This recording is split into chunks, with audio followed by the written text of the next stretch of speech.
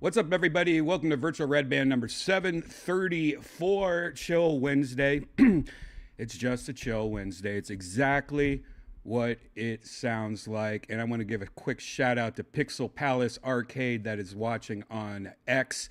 Oh, Pixel Palace Arcade. I'll talk about you in a second, but yeah, fuck yeah, once you guys open. You're not even open yet, I don't think.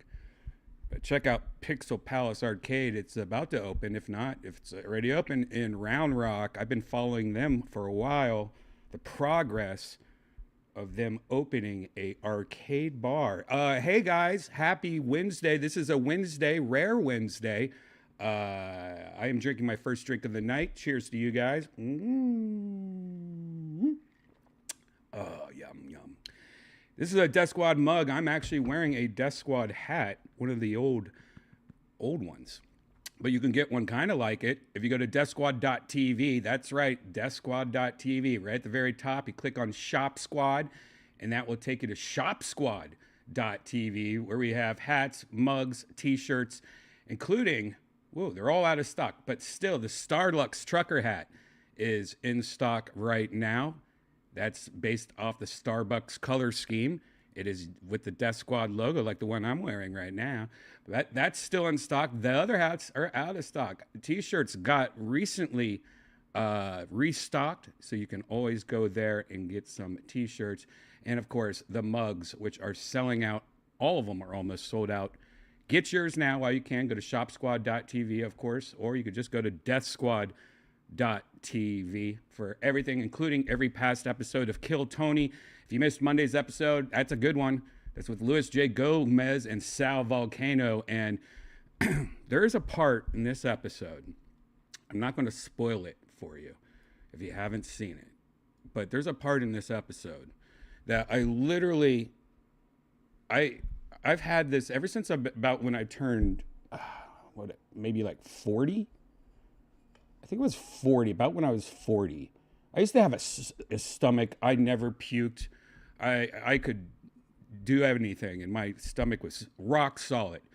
And then one day, I drank too much, I think it was Jägermeister, and I puked more than I've ever puked in my life. And ever since then, that broke my stomach. And now my stomach's a weak bitch. But there's a part on this episode of Kill Tony 669 that literally I puked in my mouth and then swallowed it. I almost puked everywhere. It was one of the grossest things I think I've ever seen in my life. Yeah, that happened on that episode. Of course, Luis J. Gomez was involved.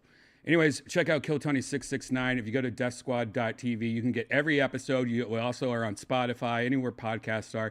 Click on right here at the top where it says Kill Tony YouTube, or this big round circle here, and it takes you to youtube.com/KillTony. Go there if you haven't. Check us out, subscribe, all that stuff.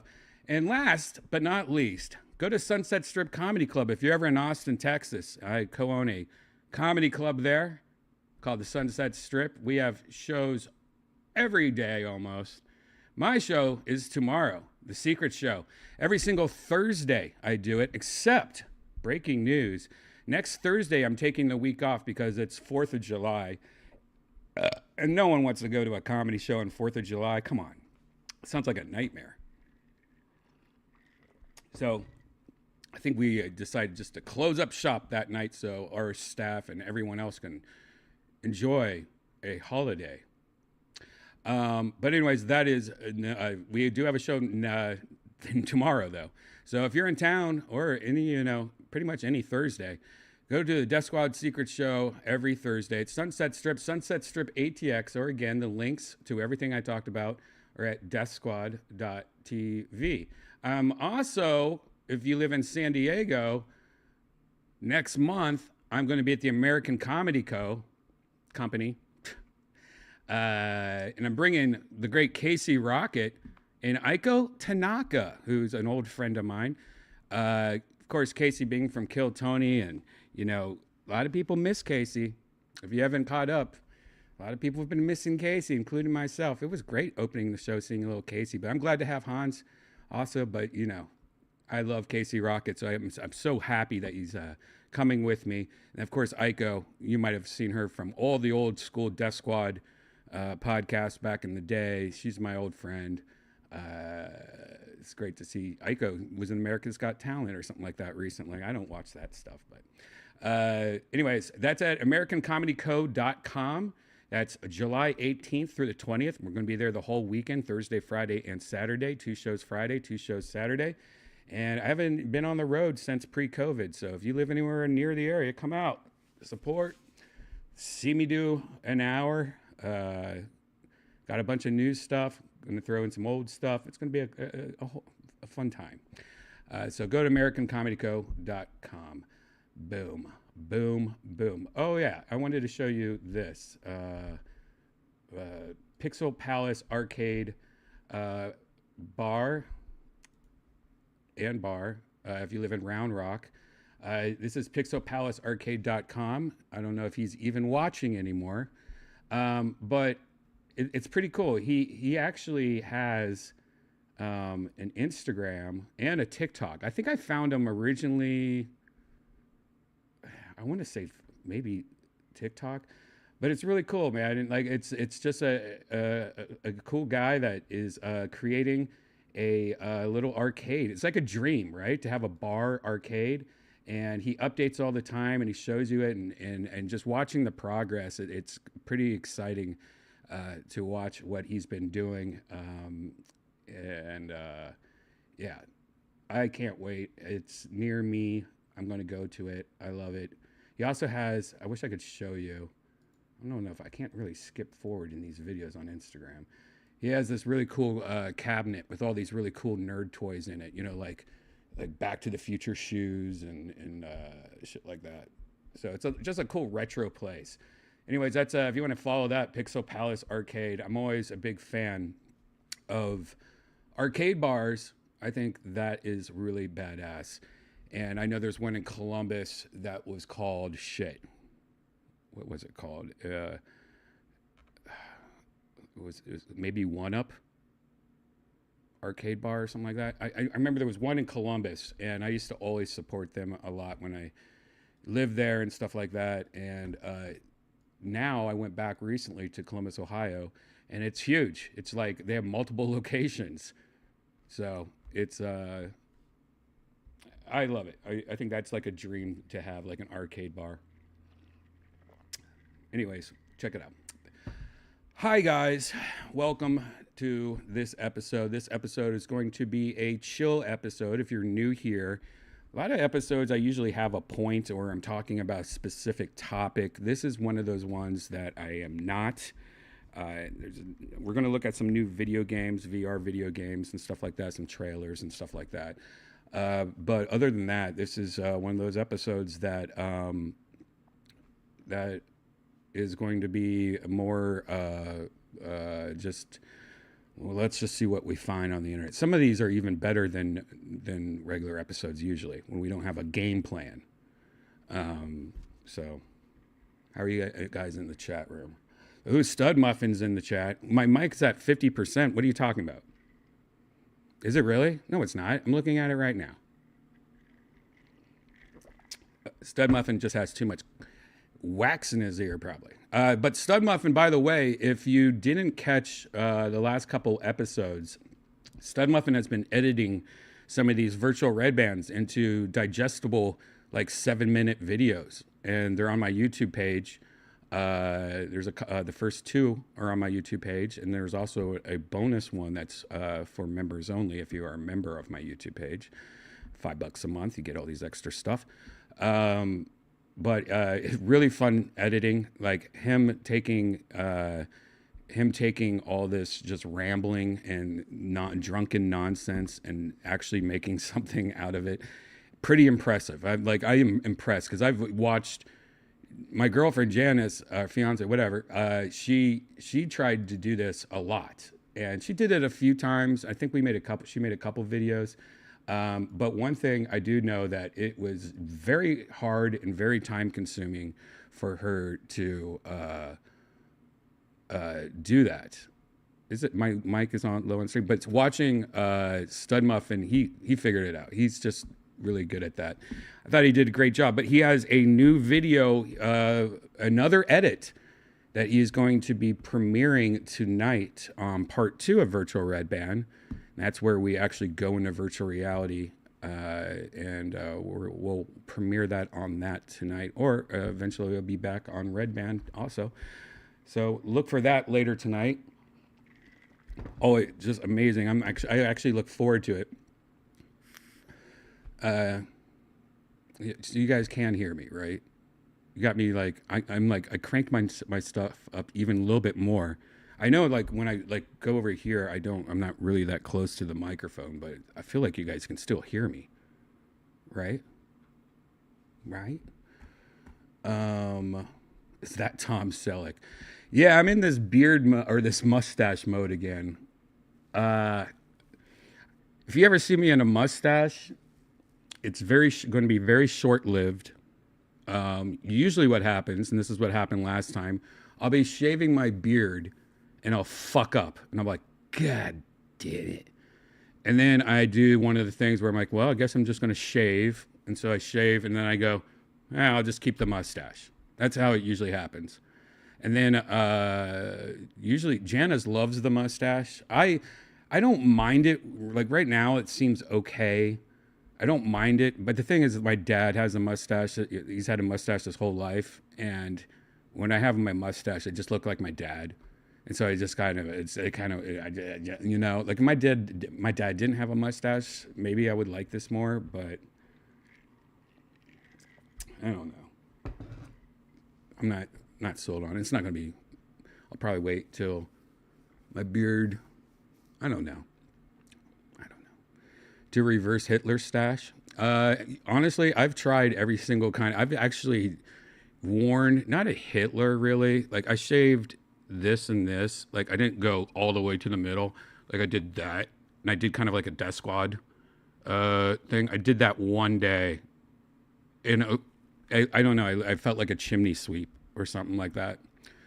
But I've had a lot of different. Used to do goatees a lot. Goatees.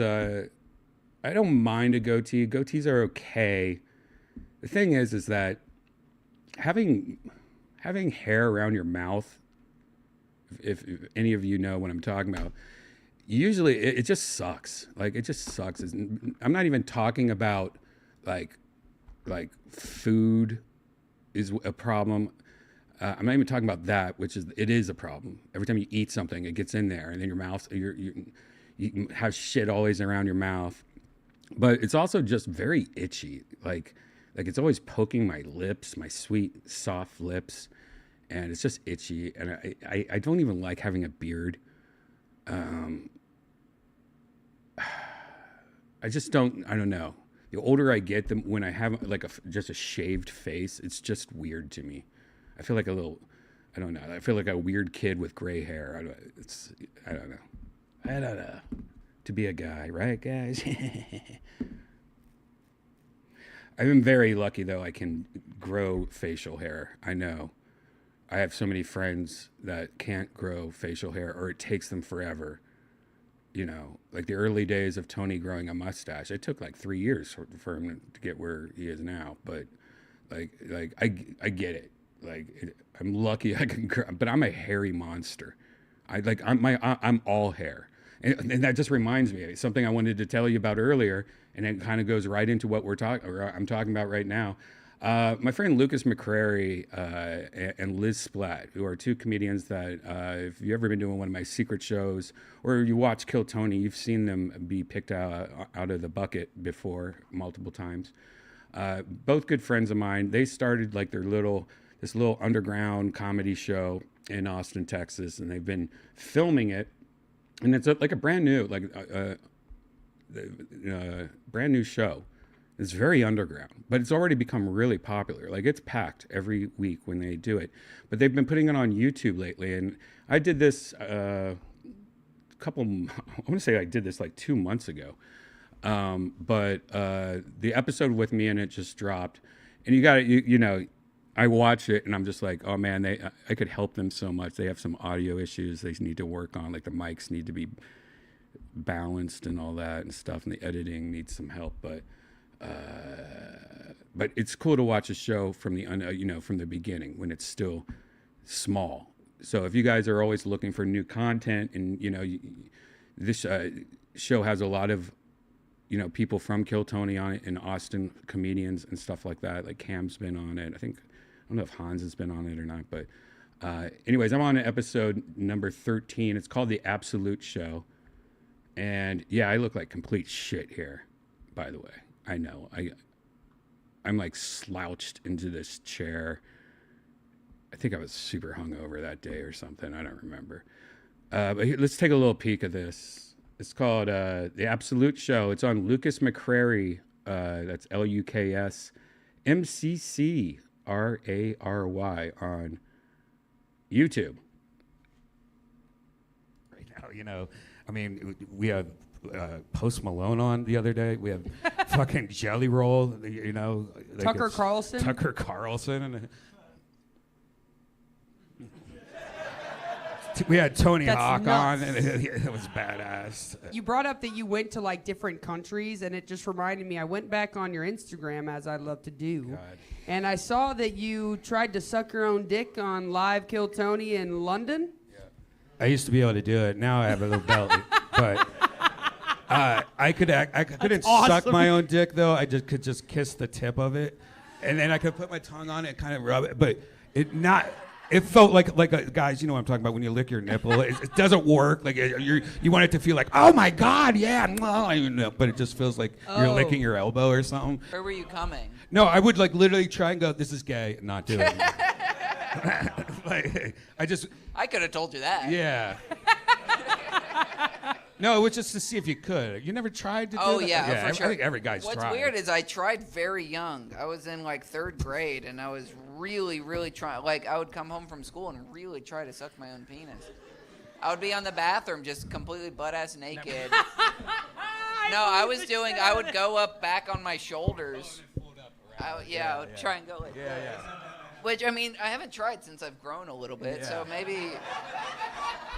I don't want to flex on you boys, but I can actually suck my own clit without moving my body at all. Oh, you just stretch it out. You just go. Yep. You have gorgeous hair. Do you mind if I get a sample? Yeah.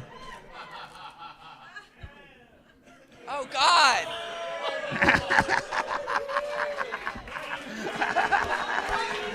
Last question. So, anyways, check it out. There it is. I did just huge chunk of my hair. I have a lot of chest hair. And by the way,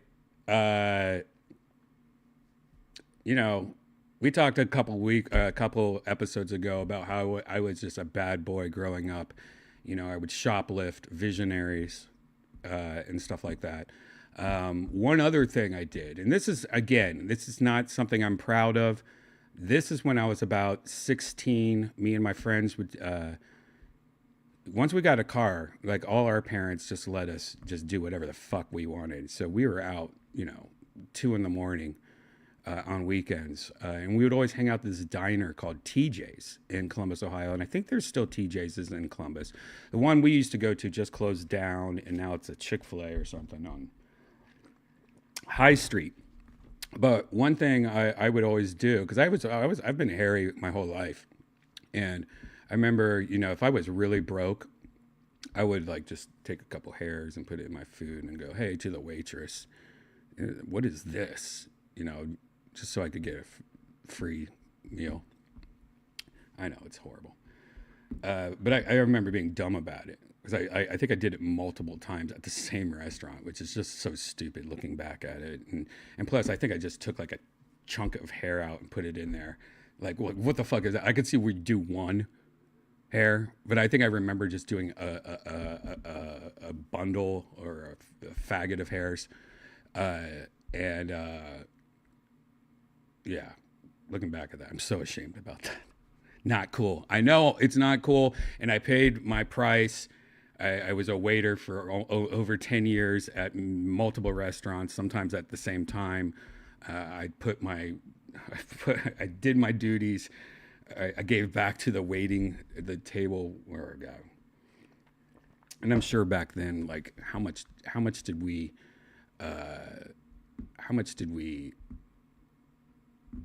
tip back then? We probably sat there and smoked a pack of cigarettes. This is when you could smoke in restaurants, and just drink coffee the whole night. Probably 3 hours we spent there. Sometimes on acid, sometimes on drugs, just sitting at this TJ's. And this poor waitress is just like, God, just go home. I'm so ashamed. I'm mad at myself for remembering that story.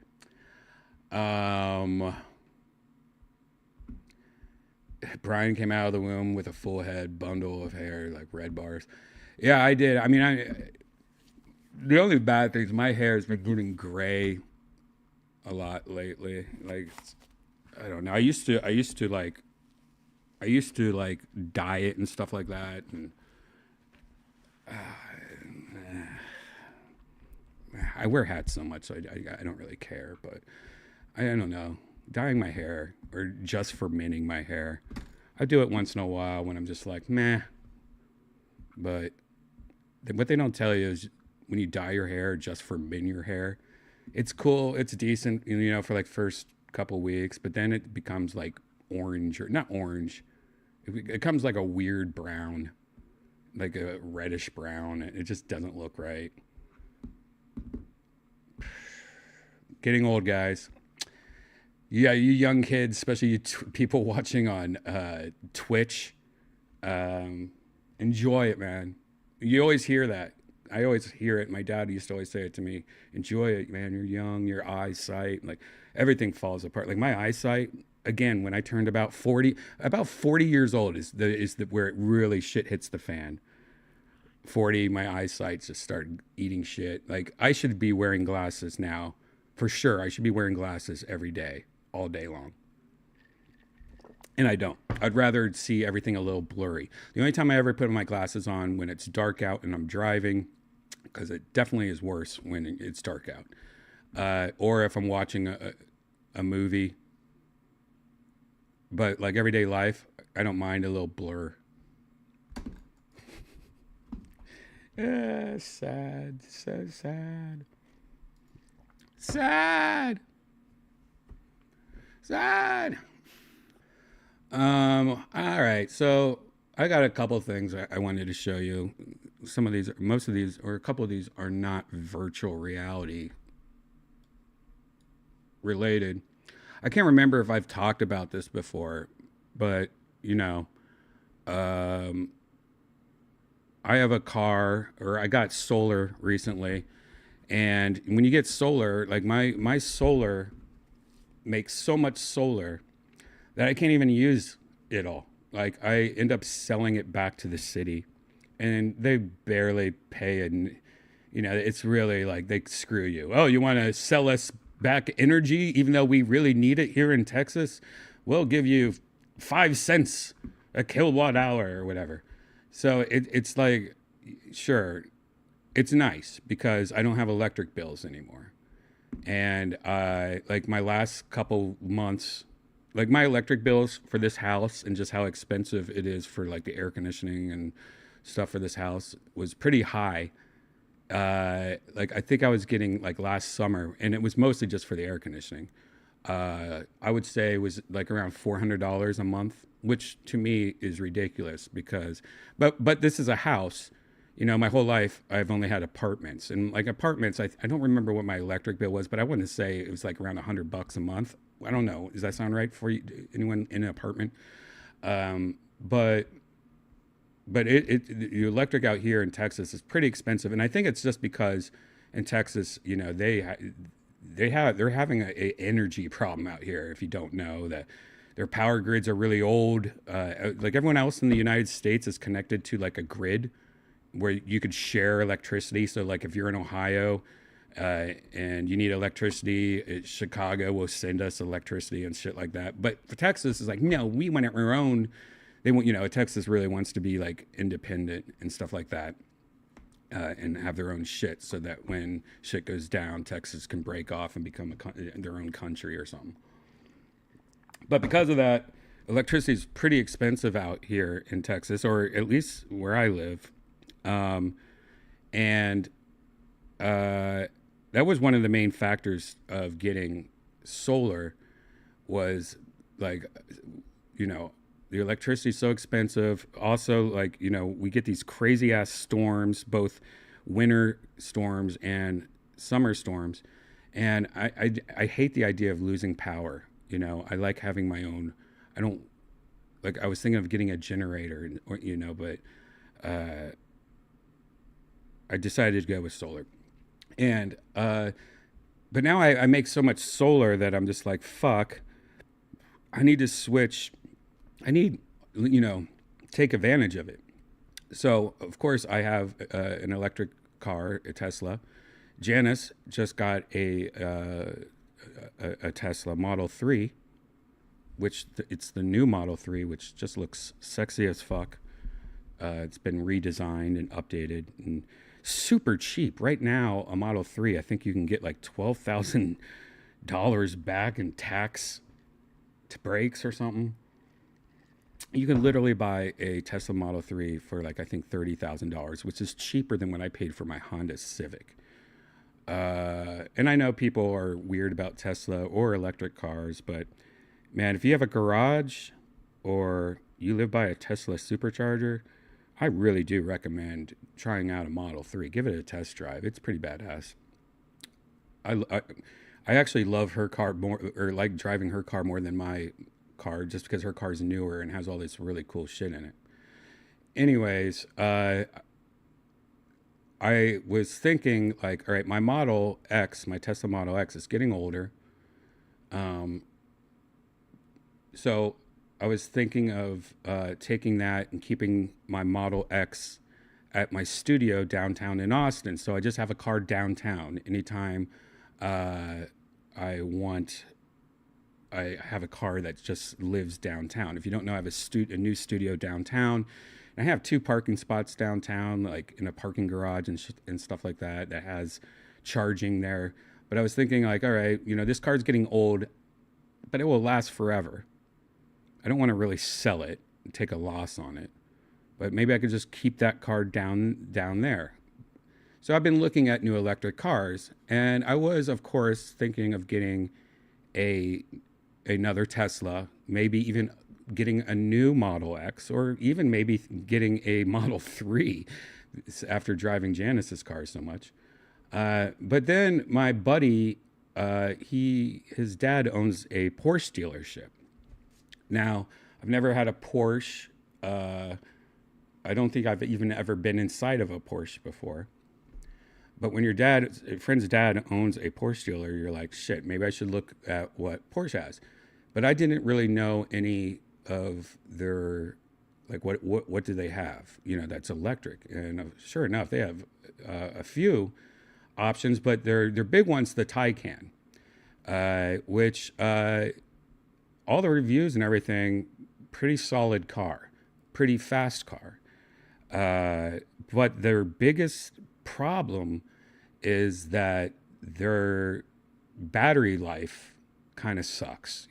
Janice's new car, I think on a full charge is like 340 miles a charge, which is great. 340 miles if you're fully charged, that's actually really good. But Porsches like Taycans have been kind of sitting around 250 miles, which to me it's like I'm not doing that.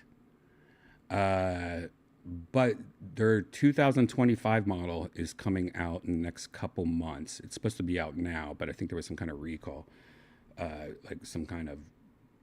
waiting for the EPA or something like that rating or something. But their 2025 model, supposedly, there's rumors that it might even go up to 400 miles on a charge, which that's awesome if it's true. But no one knows yet because it's not out yet, and they're waiting for the EPA. But the one thing they do know is that this new model has the fastest charging of any electric car that's available today. And you can, I think, charge 0 to 80%. I think they said in 14 minutes on this new model. I think you can go to 100 in something like 18 minutes, which is crazy because the biggest complaint that a lot of people have is that with electric cars, if you go on a road trip, and I've been there, I drove my Tesla from LA to Austin, that if you have to go to get charged, that you are going to be sitting at that charger for like 40 minutes. But if you can, like, every 400 miles, stop somewhere, and it takes 18 minutes, that's like, hey, I'm gonna go to the bathroom, go inside, grab something to drink, something to eat, maybe a sandwich, come back and it's fully charged. That is actually impressive, super impressive. So I've been looking at the new Taycan. I'm still thinking about it. I'm not 100% sure. Everyone I know that has driven one or been in one says it's like a Tesla if it was made better quality, and it feels way better to drive. I think I've showed you guys the sunroof technology before. But the one I'm looking at has something called Active Ride, which is this crazy thing that I didn't even know about. I actually found this out recently, and I remember there was this old video back in the day, and I think I can find it for you. I think I tweeted about it. There was this old video that I ran across the other day, and it's something I remember seeing maybe like 10, 15 years ago, and when I saw it, I was like blown away about how cool it was. And I didn't know. Let me see if I can find this video real quick. Smithers. Okay, here it is. Now, it's called Bose Suspension, Bose Active Suspension. This is something 17 years ago. This video was posted on YouTube. I always thought, when I remember seeing this video, I guess 17 years ago, and thinking, wow, that's so cool. Hey, Shreddy, what's up, Shreddy? Check this out, Shreddy. Have you seen this? All right, check this out. This is a suspension system. I think this was an idea for cars. Now, see, going at a high rate of speed around a corner, see how this car is leaning like a normal car. See how this suspension, this Bose suspension, is keeping it upright when going around the same corner, the same speed.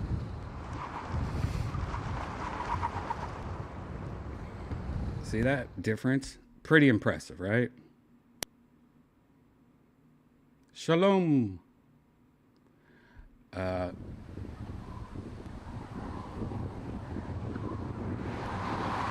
See, I don't know if you saw that, but the car on the top, pretty much,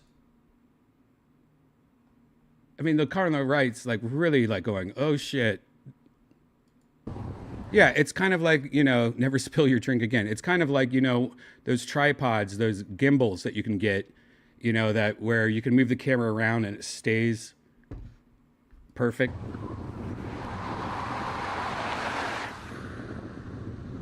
Look at that difference. That's what they used to call me in high school. See that rock? Look at this.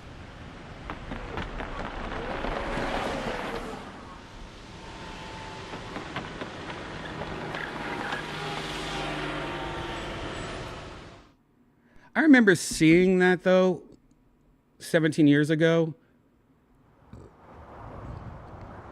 Thinking this was so cool. Do you see that? It didn't move. Did you guys just see that? This is 17 years ago. How is this not in every single car right now? Doesn't that blow your mind? The first car acted like there was no bump at all. How did Bose do this, by the way, also? Is this the same Bose, like the sound Bose?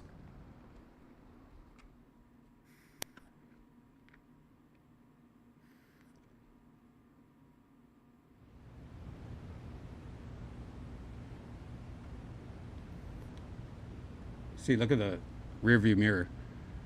Yeah, I mean, you guys get the idea. It's pretty badass, right? Now, I remember seeing that video a long time ago, and when I was doing my research for maybe thinking about getting one of these Taycans, I came across one of the features. It said that the car I was looking at had active ride suspension.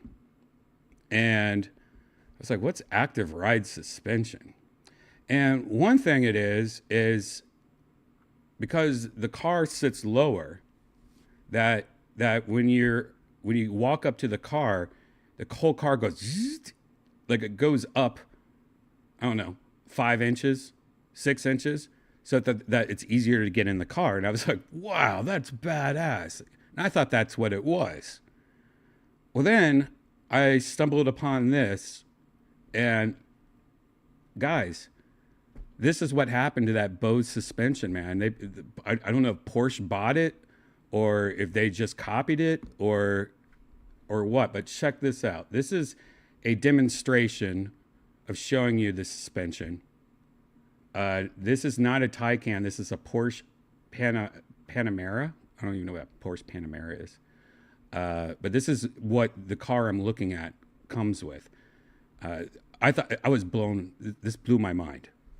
Check this out. He has an app that is controlled to his car. Just so you know.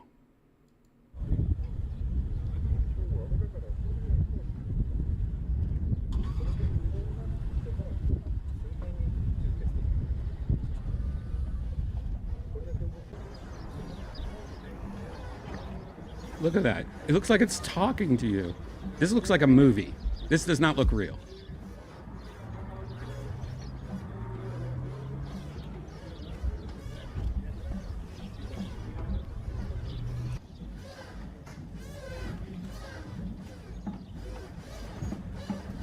Isn't that fucking crazy?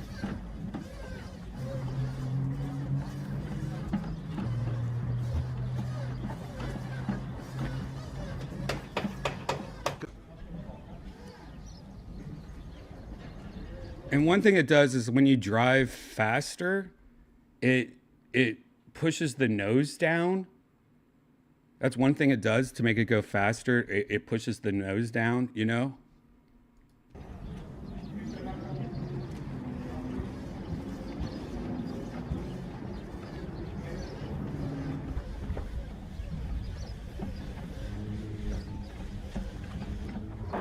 Now here's exactly what, like the video we showed you, the Bose video. They almost did the same thing. It's the same thing. But what, 17 years later? Check this out.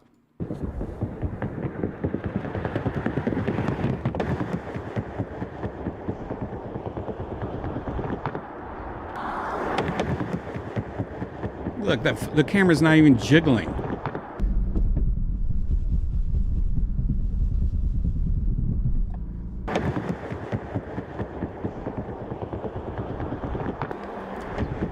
There's a Taycan. I think that's a Taycan.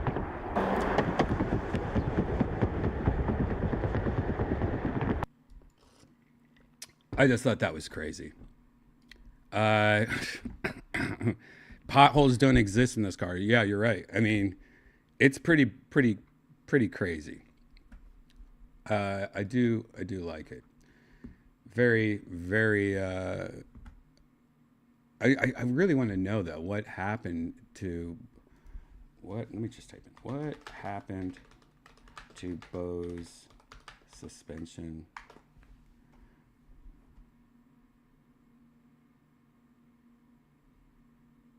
Oh, there we go. The crazy Bose Magic Carpet car suspension system is finally headed into production. Wow, this is in 2018. It's been decades since audiophiles at Bose, yes, that Bose, first started working on a new kind of car suspension. Bose eventually sold the technology to an active suspension company called Clear Motion, whose CEO recently told Autocar that no fewer than 5 automakers have expressed interest in bringing this new version to market. Oh my God, is Porsche one of them?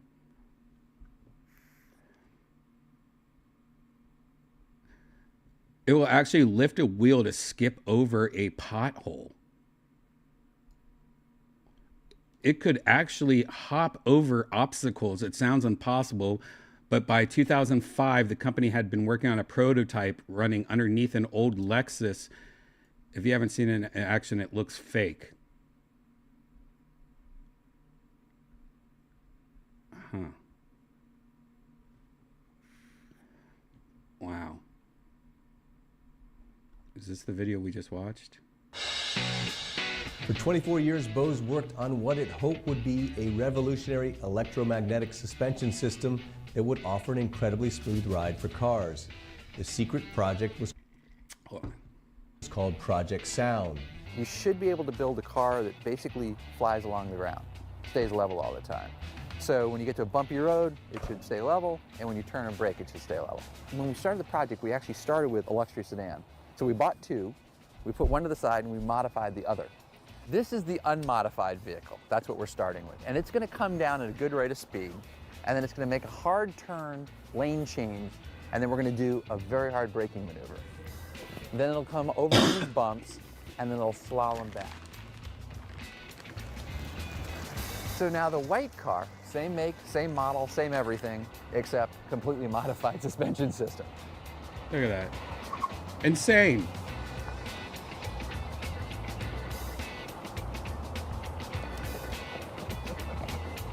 Wow. We'll bring the cars down one after the other at a fairly slow clip. And I just want you to watch the body motion through them.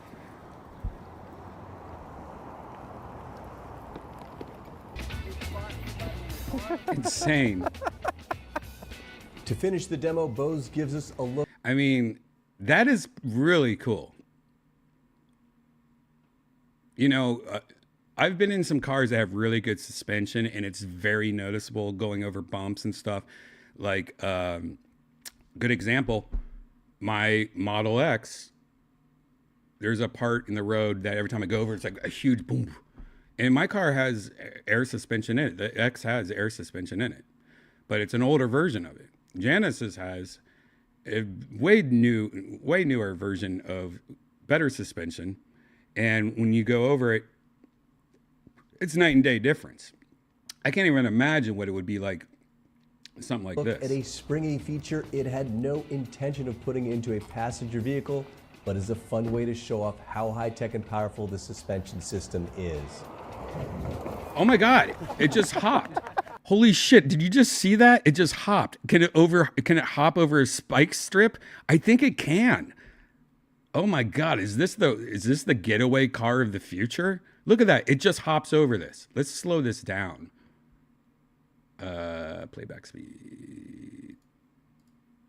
Intention of putting into a passenger vehicle, but is a fun way to show off how high-tech and powerful the suspension system is. Watch it, it's hopping over this. It just hopped over that.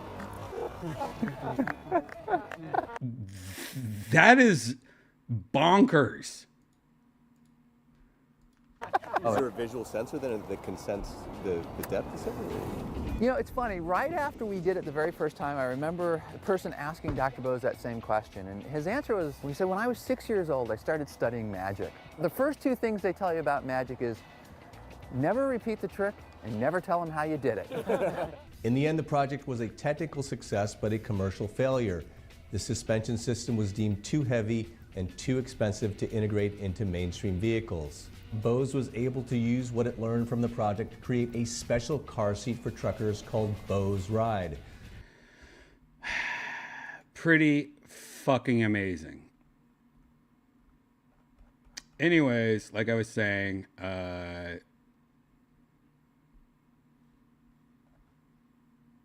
the Porsche does have that new thing. So it's very tempting to try that, right, guys? Do I get a new Tesla?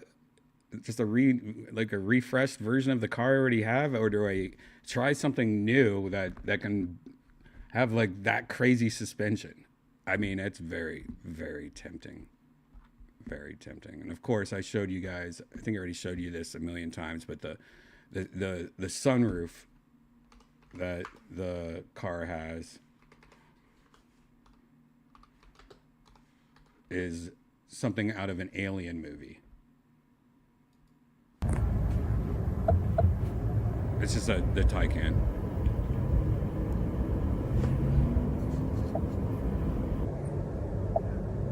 Look at that.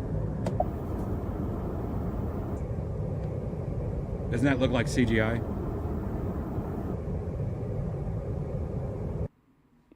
It's like next level, like when you're on an airplane, and you could like dim the shades. You know, some of those airplanes have the sunroof looks like Minecraft. Yeah. Can it do a kickflip? Who knows? How's it going, Shreddy?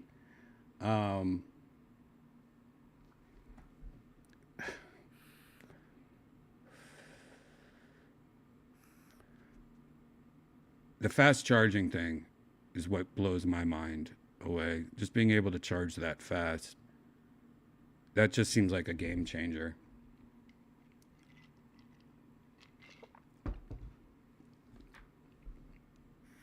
Also, I don't know if this car has it, but I think it does. Hold on.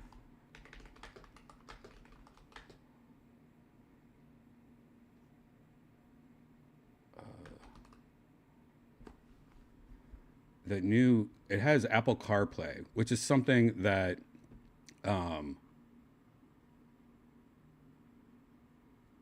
yeah, I guess it is. I think it might actually be on the This video is sponsored by Keeper. The new Porsche.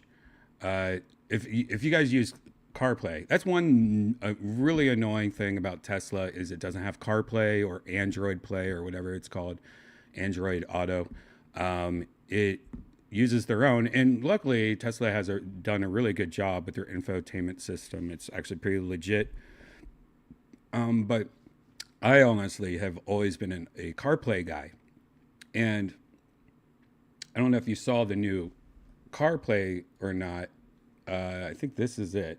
We'll check this out. This is from Mac Rumors on YouTube. Back at WWDC 2022 announced that the next generation of Apple CarPlay would be coming in 2023, or at least we would see the first generation of cars that would adopt this. And well, 2023 is almost over, but Apple has pretty much kind of hit its goal as Porsche and Aston Martin officially announced its upcoming vehicles that will integrate this new CarPlay system, and obviously those cars will hopefully be out in 2024.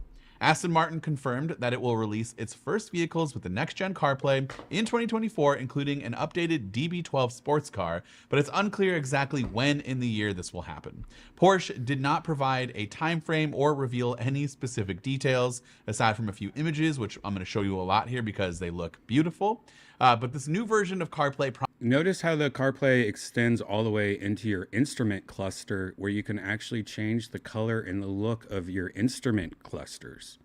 Promises deeper integration with the instrument cluster and climate controls, support for multiple displays across the dashboard, a dedicated FM radio app, widgets, and so much more. So what's cool about the next-gen CarPlay, obviously aside from like more CarPlay throughout all of the displays and things that have to do with your car, is that it's tailored to each specific vehicle's model and automaker's brand identity. And so you can see how this version of CarPlay will look inside of the Aston Martin, which I really do like. But the Porsche integration is kind of my favorite, mostly not because of what Aston Martin did with its like identity and how it integrated and everything, but more so just the look of it. I love the extra screen here off to the right. And see how this also I think is the Taycan.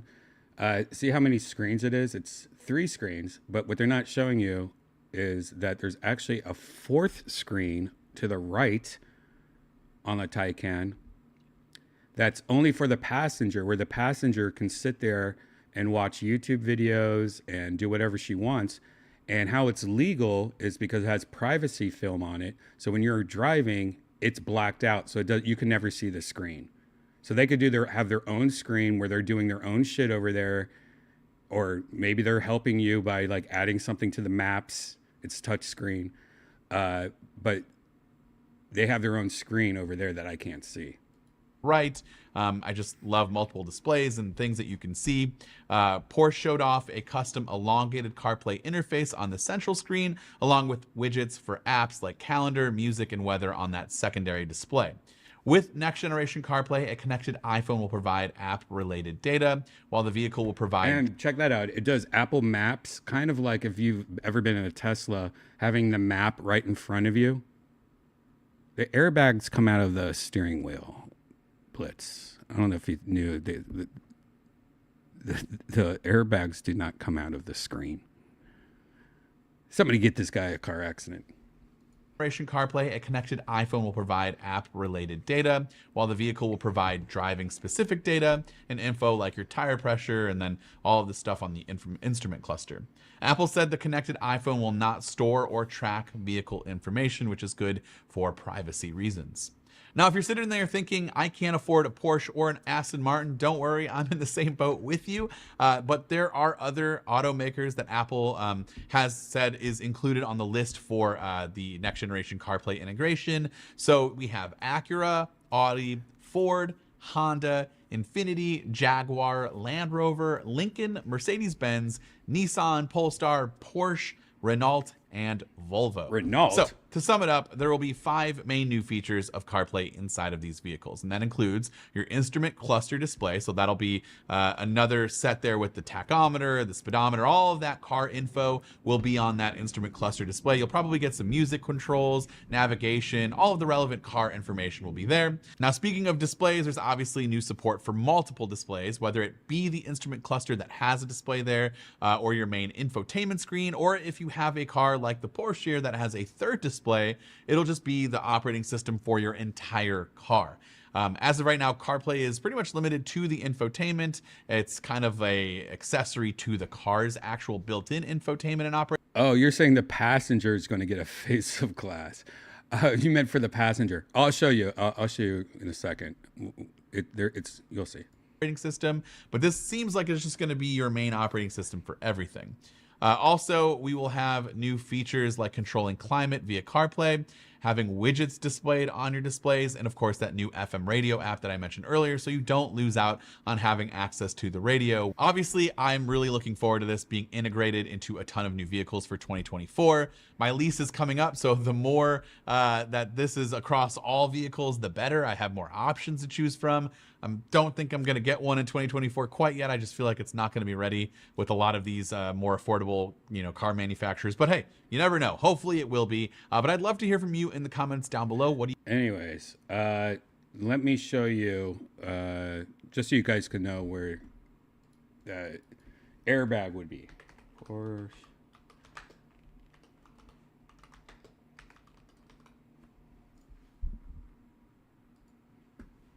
Hold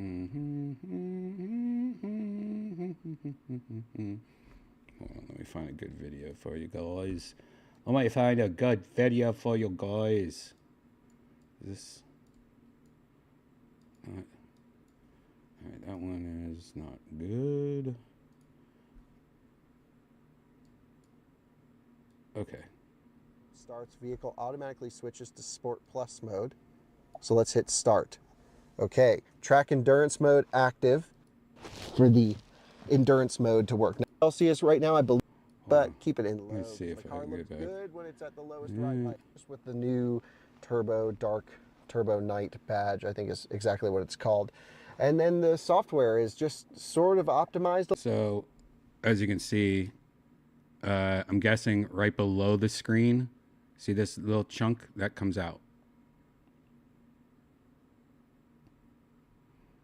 A little bit, but it all looks pretty similar. So I kind of just want to run through everything and see if I can spot any Let's see if he differences talks about this from the outgoing second car. screen, By the way, in terms of the adaptive cruise control, we have lane keeping assist, we have mode. Here, let's go out of here. He's not in the Adaptive cruise CarPlay control, right limiter, now. and This then is just lane keeping. stock. That all looks pretty This is similar. just the stock Distance Porsche. control also there. He doesn't Anytime have I can CarPlay. know what it'll get. He doesn't have his CarPlay hooked up, is what I'm saying. This is just what it normally looks like. We have, and then our sort of reduced mode, which just kind of puts on the speedometer and nothing else.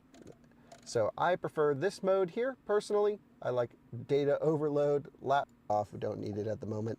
So, okay, this all looks good. There is video, but no YouTube. So Macan has YouTube, Taycan doesn't. The reason is this is running on the old Porsche system, and the Macan is running on the new Google-based system. So I really would have hoped that they would have updated this to match the Macan, but they don't.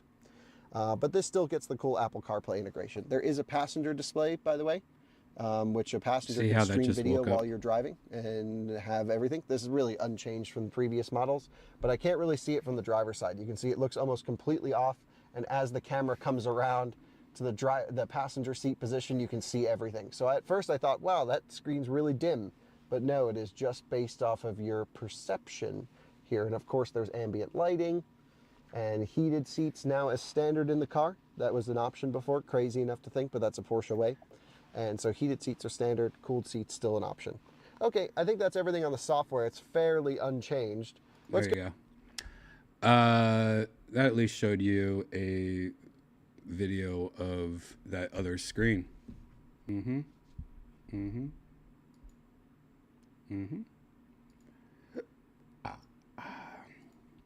What do you guys think? Gotta appreciate the clean UI. Yeah.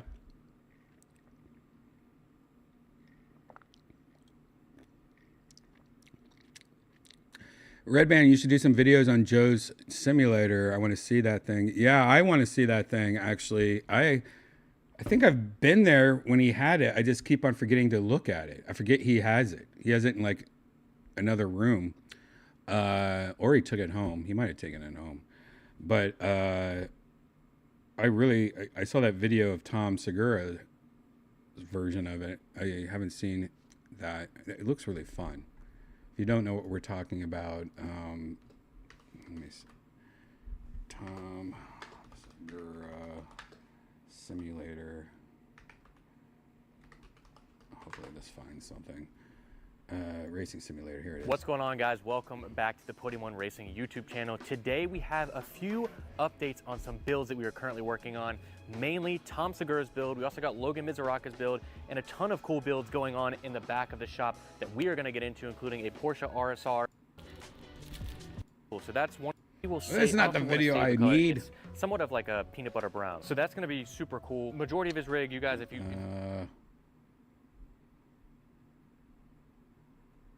Tom, you need to tag your videos.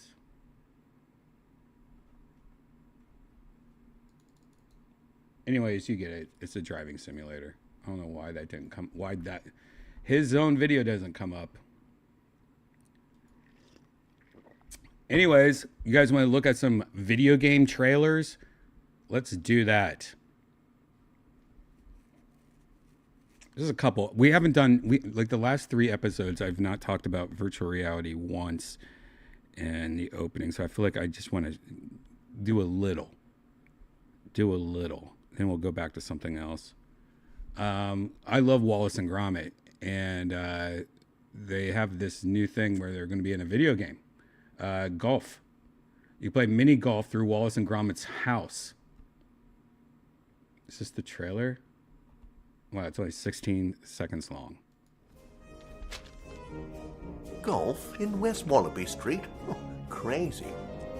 Gromit, where did I put me putter? It's walkabout mini golf. Oh, what a cracking shot.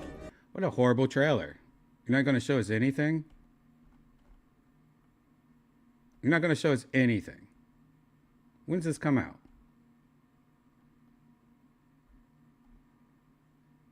Oh, you're not going to show us anything? Crackling toast, Gromit.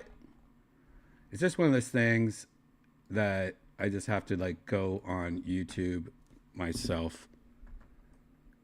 Oh, God. Lazy ass fucking website.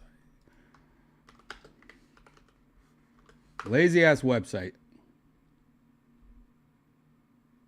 Yeah, here's one. Golf oh, it's the same West one. Wallaby Street. That's the trailer they have? Wow, just stupid. Wallace and Gromit, you stupid. Are you guys Wallace and Gromit fans? Is there any... Where's my Wallace and Gromit fans at? I like Wallace and Gromit, but whatever. All right, let's look at some other trailers. This is something that is coming out. Beta testing is releasing soon. You could join their Discord, but you could also, I believe, it's coming out for the Quest and Steam, I think. We'll see. Let's just watch the trailer. It's called, oh God, I don't even know what that's called. Retronica. Spell it out.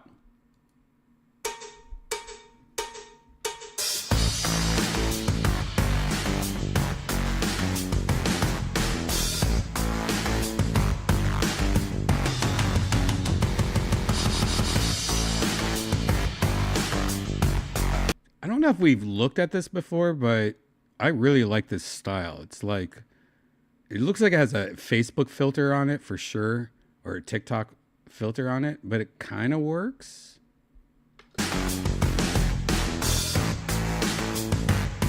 Super cell shaded. You know how to use them, right?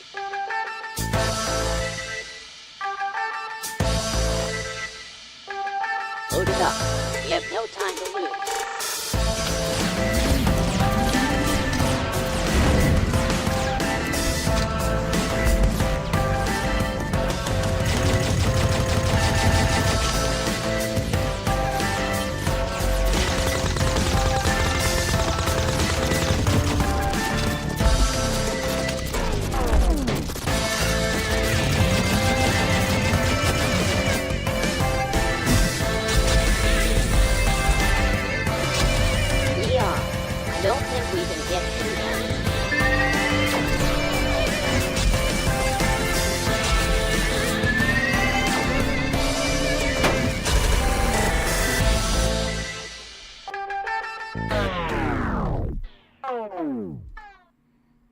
That looks pretty decent.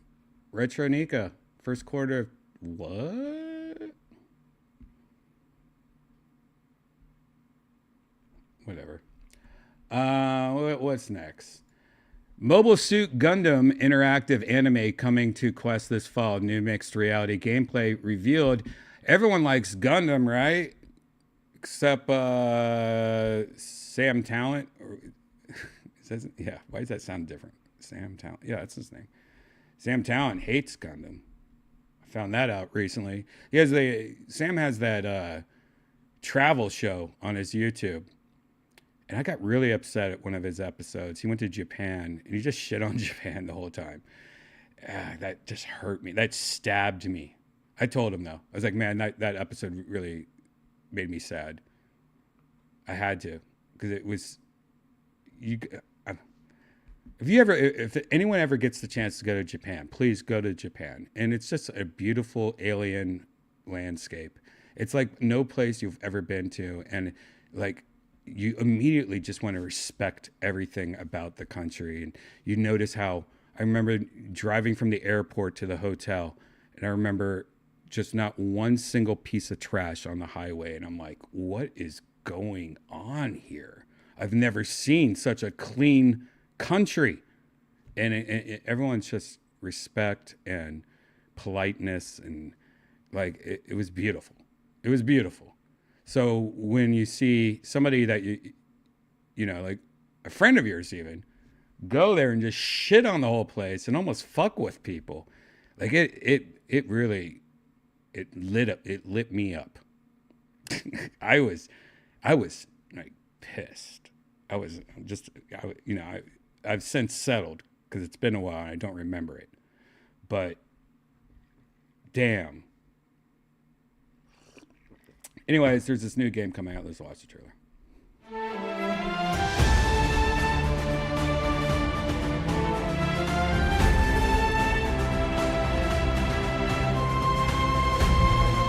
All right, so this is a game that uses your own, this is an AR experience. So look, this is a game that's being played in somebody's own living room. So like that could be your bookshelf in the background, and you're gun-damming it all up in the middle of your house.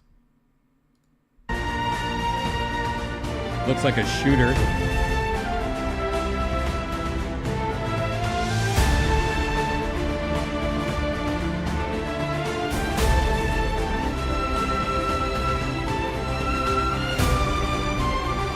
This music needs to chill the fuck out, though. I'm sorry. Oh, nice. Oh, I love robots. Big robots. Big robots.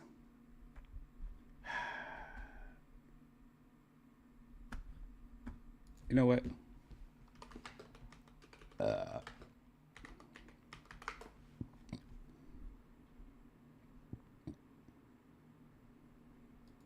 Hello everyone, it's me, regionally acknowledged comedian Sam Talent. I like to do stand-up all over the world and wear baskets on my head for whimsy. Earth? Yeah, but in the show it's massive. You said this was to scale. We were able to find a bit of treasure. Jamiroquai? I heard you and I was like, alright, there's a guy that kind of looks like... No, it's Jamiroquai. That's hilarious. Once again, Jamiroquai saves the day. And it made sense, because Tokyo itself is virtual insanity. This 3-story Gundam... By the way, if you haven't heard about the 3-story Gundam, that's just one of the most beautiful things about Japan. Can you imagine if the United States had a tourist destination where there's just this huge robot that people come to see? Isn't that cool? I think that's based on a cartoon. Wait, this is, it's like Disney World, but... in Yokohama got my hopes up. Boy, was I wrong. We're about to go up to the Yokohama Gundam factory and watch this robot completely freak out. 3 stories of unfathomable boredom and disappointment lay in store. The RX-78, it's the defender of Earth. It's a badass.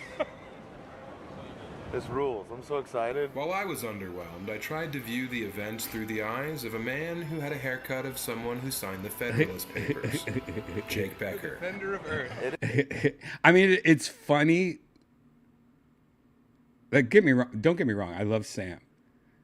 And I'm just, I'm a nerd. I'm sorry, guys. I'm a nerd. So, like, this hurts me. The Japan videos. You got to watch his travel videos, though. It's cool. It's something I would love to do. Just travel the world and make blogs and stuff. That's fucking awesome. It is. That's its storyline. I didn't know that was what was at stake. Yeah. And that's been another episode of Who Cares? With guest host Jake Becker. He's going to grab dinner at Radio Shack before he goes home to miss his Gundam. I would love to go have dinner at Radio Shack, by the way. Like, I know he's trying to hurt him, that poor bald nerd, but would you go to dinner at Radio Shack? If Radio Shack had food, like if there was a Radio Shack open that had like 4 tables, it was very exclusive. Wouldn't you go there at night around all the fucking AC adapters? Roasting the shit out of the giant stupid robot. Gundam. That's a big robot. These are all the test pilots that died in the production of the Gundam show. R.I.P. They took all the skin off of a Gundam, and this is what they found. Yeah. We're not so different, you and I, Gundam. That's the best thing we saw here at the Gundam show. I secretly prayed the Gundam would come alive and kill me. All right, just look how cool that is. I mean, if I could like go to like, I just have never seen such nerd stuff before. That is that big. That's like the biggest nerd stuff ever. You can't beat how much nerd stuff this is. Maybe squish me like some kind of pink grape, or put me in its mouth and chew me up and turn me to food and then poop. So as only to save me from more boring Gundam facts. Maybe just shut up for like 5 minutes and then you'll see what it does. Hey, oh shit. Everybody shut up.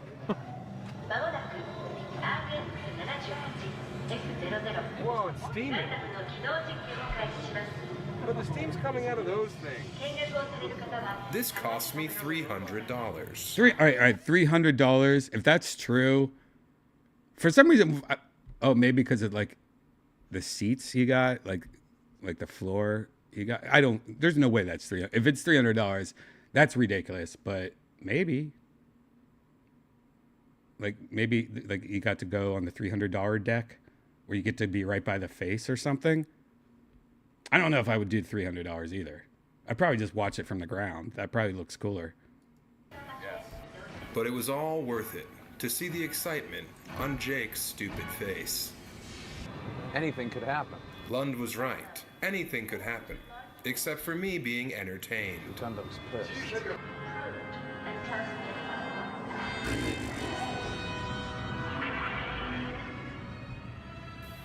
There were so many Japanese people there, it reminded me of viewing the Mona Lisa. Why do you think there's so many Japanese people there? You taking a knee? That's how he takes off. Are we gonna stay in here before the next ship? I'm hoping we can go down in front. Yeah, we can go over there. Here it is, the big payoff. It kind of got taller. It sucks.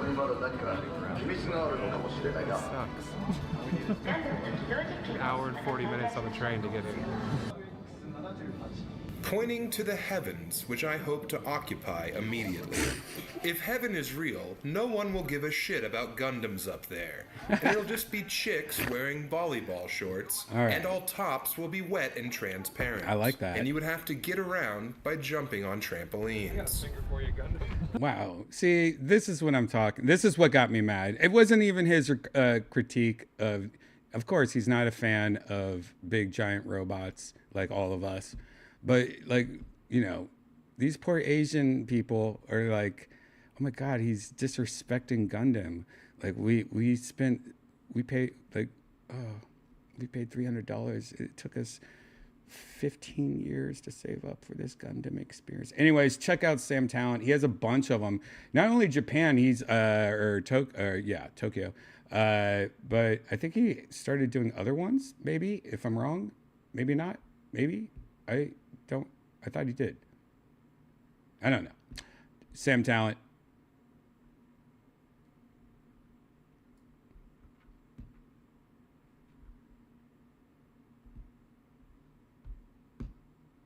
I'm sad now. Before we go back to VR news, there is a video I've been trying to... I don't think we talked about it last... Oh, yeah, we did. Never mind. I'm not going to show it. No. Let's move on to another thing. Vision Pro news. Great. Everyone wants Vision Pro news. Vision Pro gets its first native city builder game next month. So, wow, they're going to get a Sims game. Just look at, it's called Cityscapes. And there's no audio. This is a teaser. Okay, it's another one of those games, mixed reality, I guess is what they're calling it, AR, where, you could play The Sims, a copycat of The Sims in your living room, I guess. Look at this. Amazing. I mean, that is cool. Like if you want to play Sims and you just want to do it in your living room, I guess. Yeah, I don't know why there's no sound to that. That's pretty weird. Oh wait, there probably is sound. I think I just had the sound turned down. Let's see what sound. Nope, no sound. Okay, thanks for wasting my time. Now you guys know why I don't do VR news much anymore. This is interesting. As a lot of you guys might know, this has affected Austin a lot. Meta, a couple years ago, maybe a year and a half ago, just cut their corners. Like they're losing billions of dollars every year. So Meta as a company pretty much fired, they pretty much went through and shrunk their company a lot, including they were supposed to have this huge presence in Austin, Texas. They bought this whole tower and they were going to have this headquarters here for Meta and stuff like that. And they just stopped that. And I get it. Budget cuts, they were shrinking as a company. They pretty much did what Elon Musk did to Twitter. When Elon bought Twitter, he fired like 80% of the staff or whatever it is. And, I get it. If you've ever worked at a job, you're like, I wish we could fire 80% of the staff and start over. It makes sense. But recently, when companies do that, including Tesla, they start hiring again. They're like, all right, we got a new staff, we got a new motivation, we got to hire new people, start over. And that's what I think they're doing. Meta recently says that they're resurrecting Reality Labs to better focus on Ray-Ban smart glasses and other wearables. I've, reviewed my smart glasses a million times, like these right here. These are the old Ray-Ban smart glasses. Yeah, there's cameras in them and there's Bluetooth and stuff like that. But I do think, in the future, that is a good thing to invest money in, like wearables, taking things like sunglasses or even like clothing that has some kind of technology to it. And now it's reported that they announced that they're in an internal memo to employees that they are being merged into a metaverse organization responsible for Quest and new wearables, including its Ray-Ban smart glasses. In the memo, which is available, says the company's smart glasses were a much bigger success than we expected. The XR division to put on more focus on the product. We have a leading AI. I'm going to. All right. I'm allergic to those glasses. Yeah. Anyways, we need. They're doubling down. They're saying our North Star to overlay digital content seamlessly into physical world remains the same, but the steps on the path just got a lot more exciting. Notably, Ray-Ban Meta smart glasses don't include displays of any type, AR or otherwise. Instead, they're just offering input through voice assistant and touch on the glasses struts for things like taking photos, videos, and listening to music. May announce in April, will soon license its. Anyways, they're just going to double down and make, in the future, probably make screens, make sunglasses that are like. Oh, I muted. I was going to mute it, but I muted the wrong thing. I'm allergic to these glasses.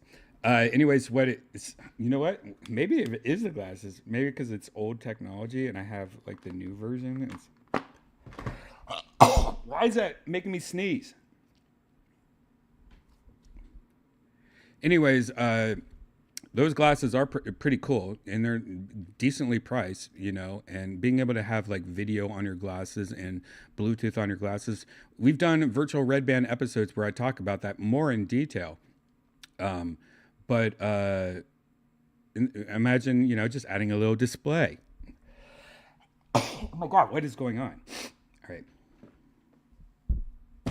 Get out of here.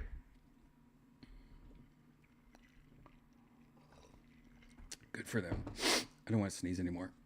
Melee VR brawler Brazen Blaze launches next month on Quest and Steam. All right. I'm ready to sneeze again.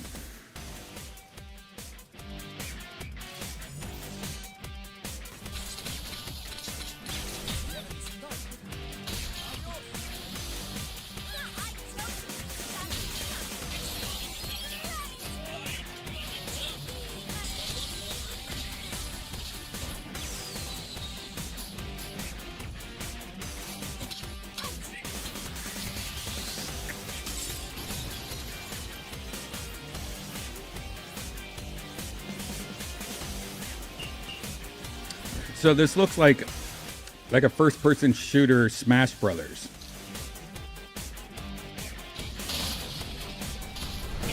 Maybe. Looks pretty good.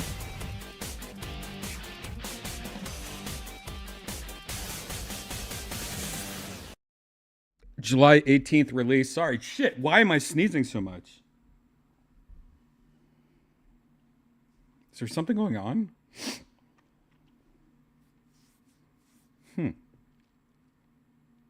Oh my God. Did I get hit by a sneeze gun? Cake slap?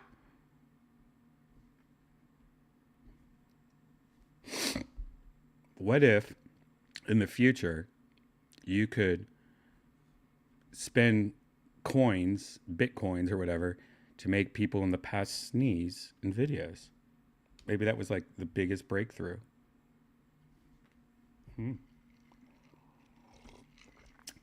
Never know. Clawball is 3 versus 3 cat soccer. I mean, I love cats. I actually like a good soccer game. I don't watch it or anything, but back in the day, I used to love to play some soccer.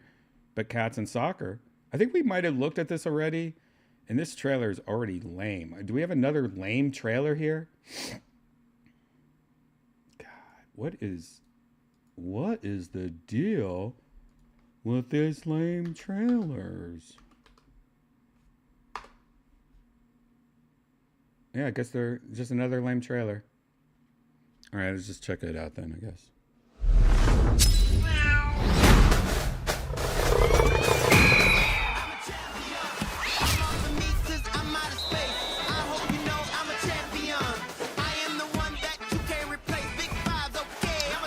So it's pretty much like, what's that game where you're cars, and it's like a soccer game where you're cars that's really famous? It's just that in cats.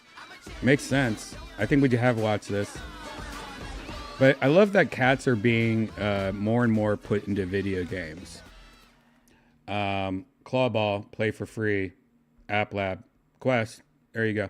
There's another cat game. that I don't think we've talked about that I remember seeing a lot. Oh, that's right. It's called Big City. And now we've all played, or we've probably heard of Stray. Stray is one of my favorite games. I think it's just a beautiful game. If you haven't played Stray, it's available everywhere. But I think this is called Little Kitty Big City. This is from a year ago, though. Is there a better one? Little Kitty.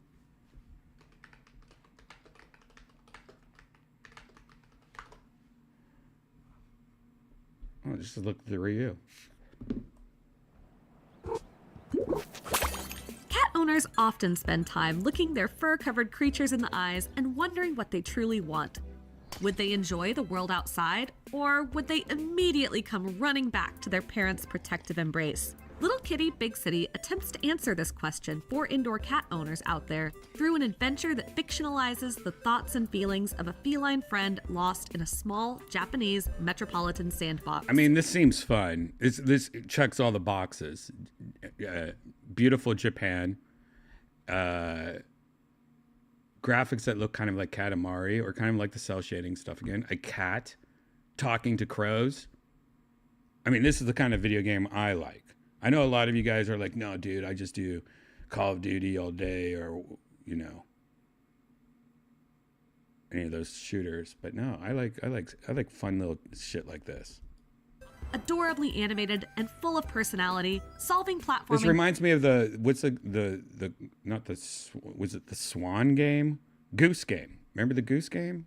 It kind of looks like that. Puzzles in this charming environment is a relaxing time from the get-go. But like a cat aiming to jump up to the top of a dresser and not quite making it, Little Kitty Big City falters in a few areas that keep it from being a wholly satisfactory experience. What a bitch. All right, let's just go right to the end. It's exploratory, showing their heads are created by someone who has spent a lot of time watching actual cats and are realistic enough to make you instinctively whisper, big stretch, under your breath at least once. Pressing the meow button and watching real-life cats whip their heads around in confusion can also be a lot of fun. Little Kitty Big City is an undeniably cozy and mechanically minimal game tailor-made for cat lovers. Its small but inviting sandbox can provide a few hours of ticking objectives off a list before any repetition sets in, allowing this feline adventure to stretch its exploratory legs before wearing out its welcome.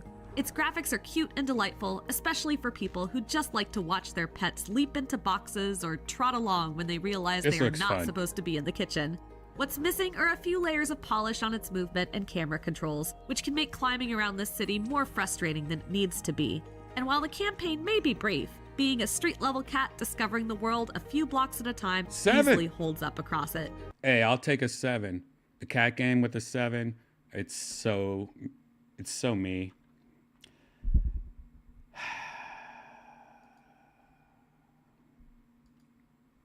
Bounce Arcade takes you inside a pinball machine. All right. This is actually a real trailer. But why? Just what is this called? Bounce Arcade? Show me the YouTube video.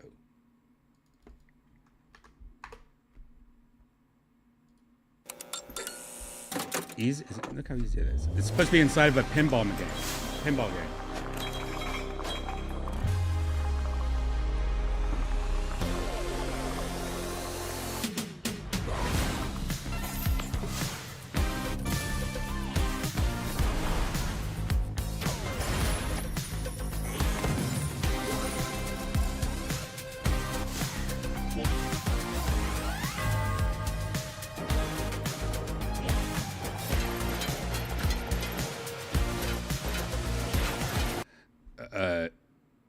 This actually looks really cool.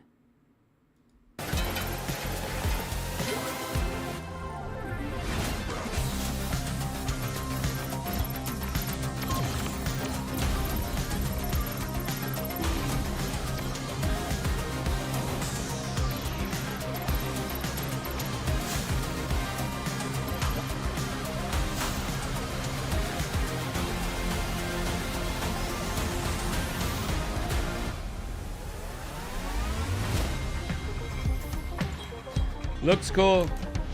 Trailers could be, it's coming for Quest fall of 2024. Looks cool. But Jeremiah thinks it looks like trash in the chat. Jeremiah doesn't like games like this. Jeremiah is completely into Fortnite, and look, you're not going to change his mind. Jeremiah knows what Jeremiah likes. Anyways, I think that looks badass. Claw. We already did Clawbow. We already did that. Miracle Pool. What the hell? Miracle Pool. Pool games in VR are, I think, one of the best ways. Like, I mean, pool video games have never been 100% like my cup of tea, but I know like my friends that are pool players, a lot of them do like pool games, you know, and the idea, you know, like if you like golf video games are pretty cool. I like golf video games more than I like regular golf. But pool also is kind of like golf, you know, if it's done right, it's pretty decent. But VR pool is, you know, you might see us play that in VR chat all the time. If it's done right, it's pretty good. Anyways, this is a new game that hopefully does it right. It's called Miracle Pool. Welcome to Miracle Pool. It's no secret that a lot of folks out there would probably love to have a pool table. There's not much out there. Look, everybody wants a pool table. Or some other large social fixture in their living spaces. Realistically, though, most people simply just don't have the floor space or budget to make that happen. This is where mixed reality fills the gaps. Digital objects and other people can now be brought into our physical spaces. I love that all these games are doing the mixed reality, the AR, like pretty much like, hey, we could just take this video game, instead of having a background, we could just make it your living room. I do kind of like that. That is cool. It just makes it so like if somebody comes in your door, you could see them better. It's like playing a video game, but you're not that into the VR. You're not being hypnotized. See, the best thing about virtual reality is that when you have that headset on, you're in a different world. You are kind of hypnotized almost. This doesn't make you hypnotized, which I get though. It's for more casual people that are like, I just want to play pool, but I also want to check on my baby, you know. Like I got this is my weekend to have the kids. I got to check on, make that baby doesn't like eat any poison or something. So I want to play pool in my living room so I can check on my baby, you know. Basically teleported in by headsets like the MetaQuest 3 and Apple Vision Pro. Oh, nice. Getting together with friends and family from all over the world for a movie or game night is now just a tap or two away. And Miracle Pool is a fantastic addition for these moments. This is a mixed reality pool sim from Pixelworks, and the game just graduated to the main Quest store after its successful run on Meta's App Lab. In Miracle Pool, players receive a large package and then get to set up a virtual pool table in their real-world environment. That's pretty sweet. This game isn't just a simple pool table in your room, though. It offers various modes, including classic 8-ball, 9-ball, snooker, and even some creative variations that add unexpected twists to the gameplay. Miracle Pool also shines in its multiplayer and social features. Players can invite friends to join their virtual pool hall or compete in matches with others from all around the world, or just simply hang out and chat. If you're a competitive player, there are also leaderboards and tournaments, as well as mini-games and daily challenges that you can participate in to earn extra XP and unlock additional in-game items, such as different colored felts for your table, new and unique pool cues, and even new tables to play on. Another nice feature of the game that you won't get with a real-world pool table is the ability to resize it between a regular or smaller size. The table also has the ability to be repositioned by just grabbing it and turning or placing it in a different spot. This is especially helpful for players with limited space or mobility, or for times when you just might want to play seated. Miracle Pool has a clean and polished look that looks good. strikes a nice balance between realism and accessibility. That actually looks pretty good. Like, the balls look good. I mean, again, these characters not having legs are really disgusting me. Like, in this Wii, like, I'm playing versus a Wii character. Get the fuck out of there with these avatars. Let me play as whatever avatar I want. Like you, if you guys have watched Virtual Redman before, let me play as my avatar, like a real avatar. Have the fake legs, whatever. Who fuck cares? But these floating, lifeless shit faces, I hate them. I hate the style. I hate it. It just reminds me of Xbox 360. Get the fuck out of there with this Xbox 360 Wii avatar looking motherfuckers. Let me have my big boobed Wendy's bitch. Ugh. Disgusting. Ruin the whole Pool table game. and balls carry high quality textures with lighting and shiny reflections, making them look almost lifelike. The developers have done an excellent. Shane just nailed it in the chat. Shane said, it's for wholesomeness, which I agree, it is. But then he added, no legs, no genitalia. And you know what? You're 100% right. Yeah. Yeah. It's like one of those girls that you see crawling on the ground on TikTok. It's like wearing a bikini, or the top part of a bikini, you know. And you're like, wow, look at this little slut. And she has no legs, but she's still a slut. You know, like one of those girls. He's like, do you even have a vagina, or do you just have like a butthole where it's chopped off? Like, you know, like the whole end just has like one hole, and that butthole is used for everything. You get fuck it. It's like a new version of an asshole, maybe. But it's probably called something else. Like, that's my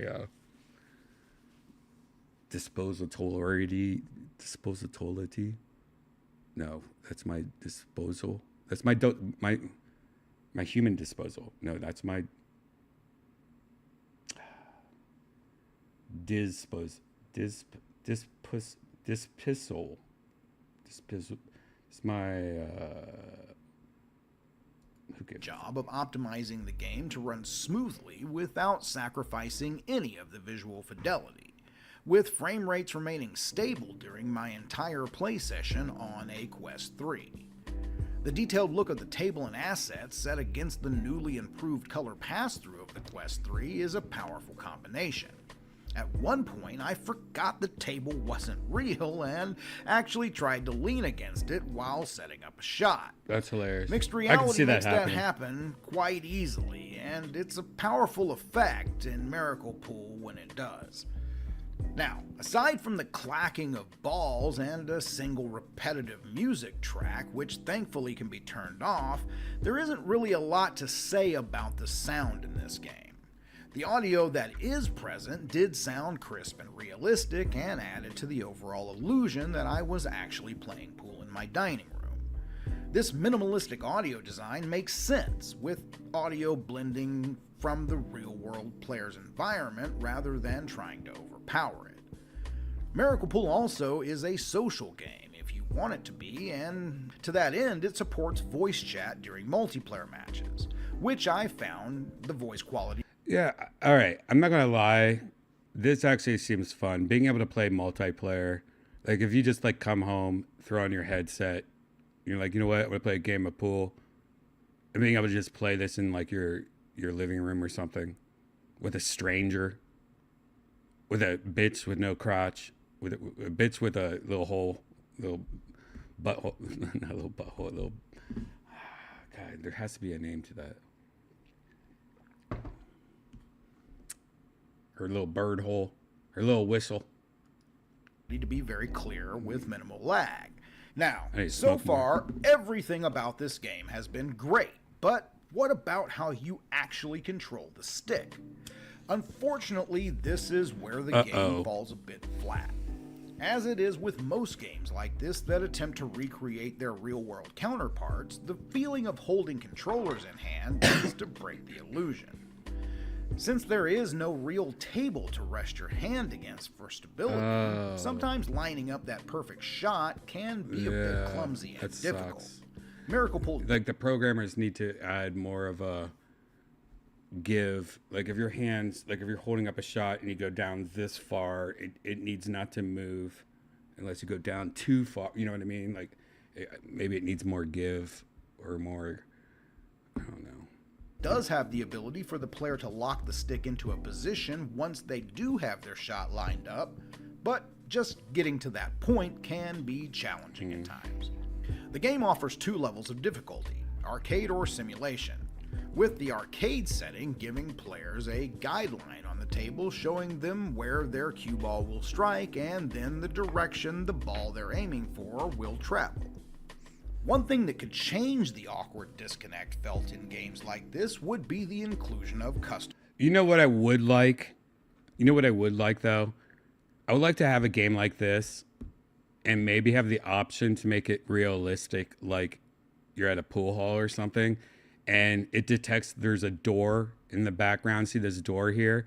And make that door swing open and just like some scummy guy comes in there and he just like walks over and like leans on like your couch or something and just watches you for a bit and then walks back out. You know what I mean? Like have like characters that know your surroundings and interact with like your couch or something. Like that's what they need to make it. Like if they're doing this shit, if I had anything to say, if they're doing this shit where it's using your house in things like pool halls or something like that, like add little touches like that. Have like, you know, creepy strangers that come in and just stare at you, or have like a whore that's like puking on your floor or something. You know what I mean? But have it in the background and very like, it's not distracting you. I think that would be kind of cool. Tracked specialty controllers. Imagine how awesome it would feel to be holding an actual pool cue that's tracked perfectly, adding that extra layer of realism to the game.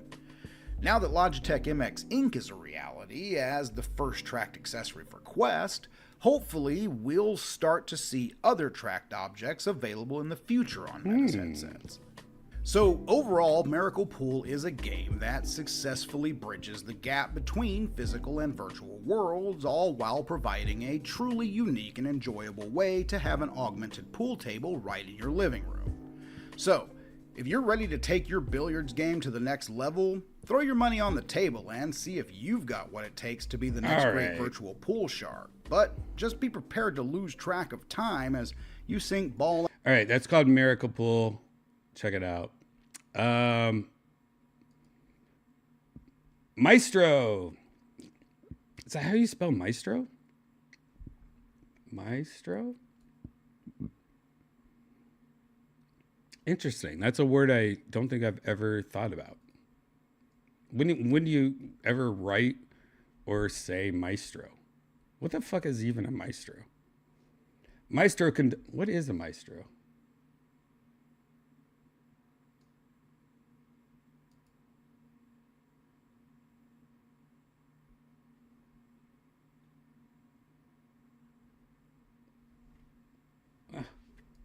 It's not even doing me a definition. A distinguished musician, especially a conductor of classical music. Oh. Wow. Okay, oh. Wait. I thought this was like a zombie game, but now I'm looking, it's like a bunch of Amish bitches playing the violin. What the hell? Oh my God, this is another game I have to go back. This fucking website. Upload VR. Chill the fuck out, dude.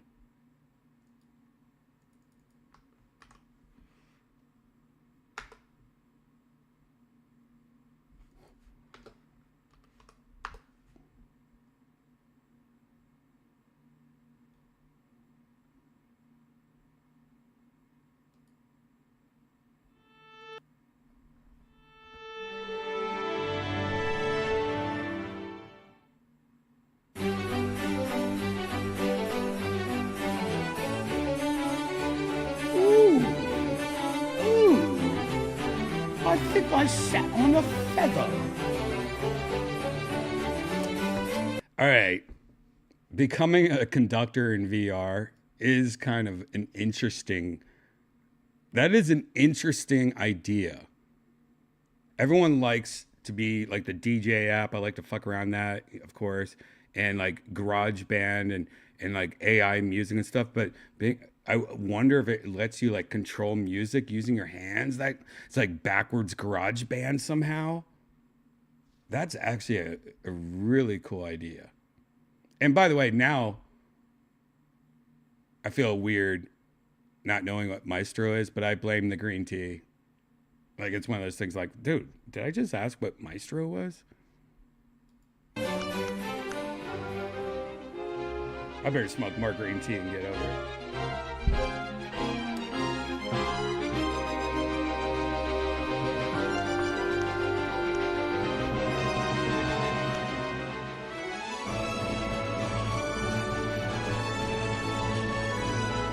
By the way, I just had a funny thought. How fun would it be? I better not say this. Should I say this? All right, I'm going to say it. How funny would it be? Like, I almost want to make this video happen. Like, opening a door, and the camera goes into this huge ballroom, and there's just a guy sitting there, and it's Tony Hinchcliffe, and he has an Apple Vision Pro on, and he's just doing a Maestro thing. And it's really quiet in this whole room.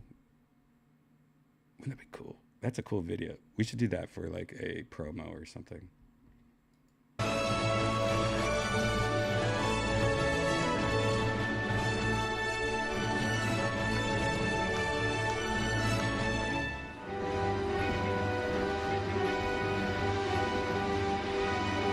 This is cool. All right, now I feel bad. This seems fucking awesome. What? Oh my God, I love this. How has this not been made before?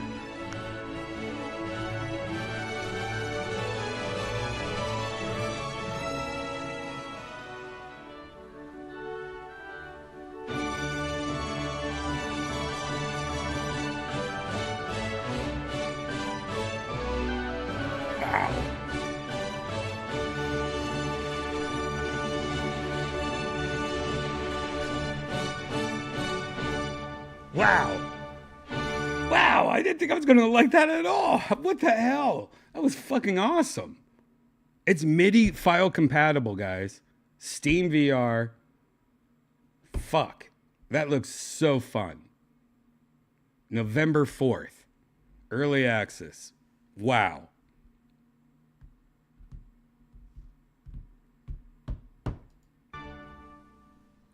That was cool.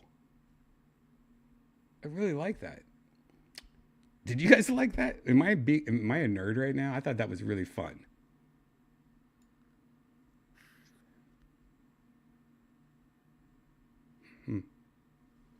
Nighthawks, what's up, Yonder? What's up, buddy? Nighthawks is upon us. Oh shit. Nighthawks is upon us. You guys in the chat are probably like, what's Nighthawks? Well, I think I've talked about this already. Let me see if I can.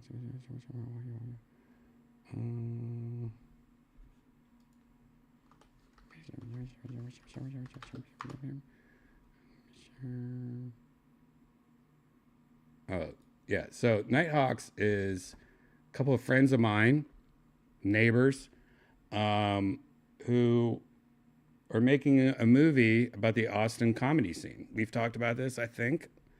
Nighthawks in the chat right now. They just dropped a new trailer 7 days ago. Let's check this out. Anybody can play anywhere they want, do anything they want, say anything they want. Just come down. It's a comedy club like comedy clubs used to be. We used to come to Austin only when there was a party. So it's just a fucking fun hang. It's you, Shane Gillis, Brian Simpson, Tony Hinchcliffe, Ari Shafir. Right. It's like a comedy cheat code. The thing is, I've never really gotten into like too many fights, so I've just been waiting for the day. We've talked about this. You have an unspeakable rage. Are you gonna stop fucking me, bitch?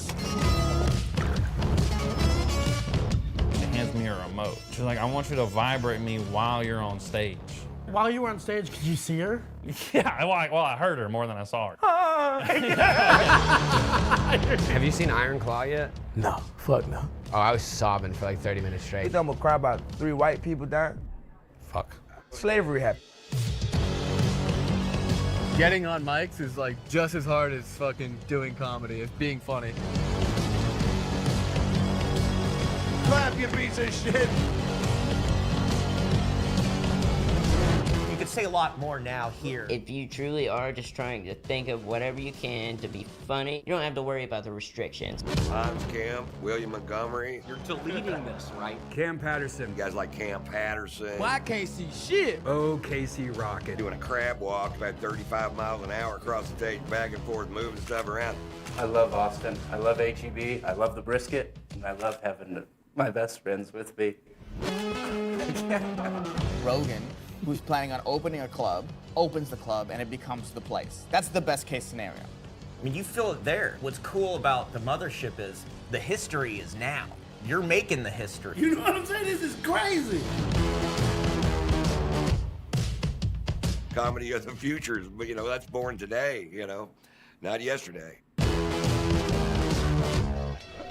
But yeah, Austin's great. We love it Austin here. is good. I've gained 4 pounds. I've got AIDS, and I met Joe Rogan. That's awesome. Follow that on YouTube, Nighthawks on YouTube. It's still being filmed, and I think there's a very special part that Red Lobster, one of America's. Red Lobster. There's a really special part that's going to be filmed hopefully soon.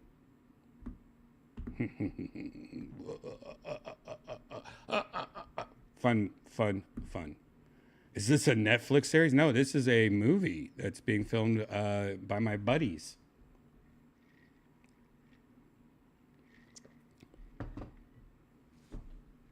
Very exciting. Like when I saw the first edit of it, or not first edit, but the first trailer of it, is like, oh, it's nice seeing somebody that's actually a really good director and a good crew, and stylistically, I really enjoy the style of it. It's fucking pretty cool. They've been to the Secret Show. Yeah, they've been to the Secret Show. They'll be there again, probably. Again, these are good friends of mine. It's going to be very fun. Do I have anything else I want to show you? All right. Let's check this out. Let me shrink down a little before I show you this.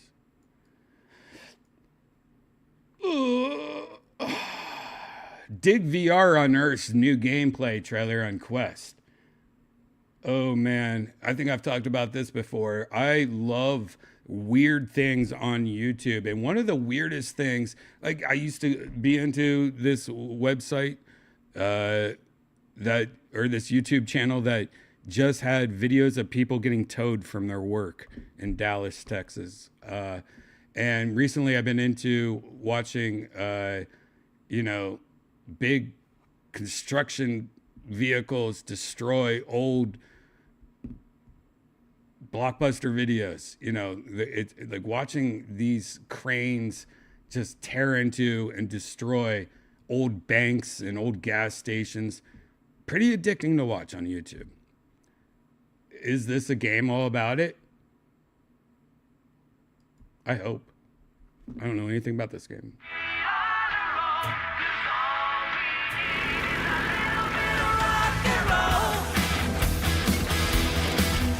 Yep. This looks fun.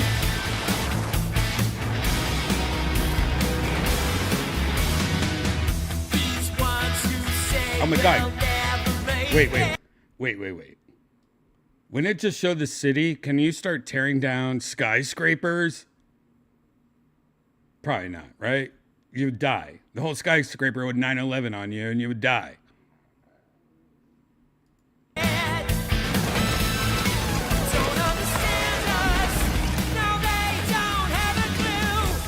What is this song, by the way? I better turn this shit down.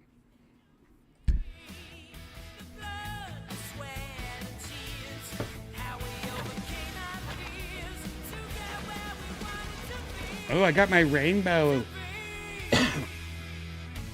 Oh, see, this is what I'm talking about. Can you destroy that building right there? Oh my god, can you destroy a Japanese garden? Oh, this might be fun. This might be fun.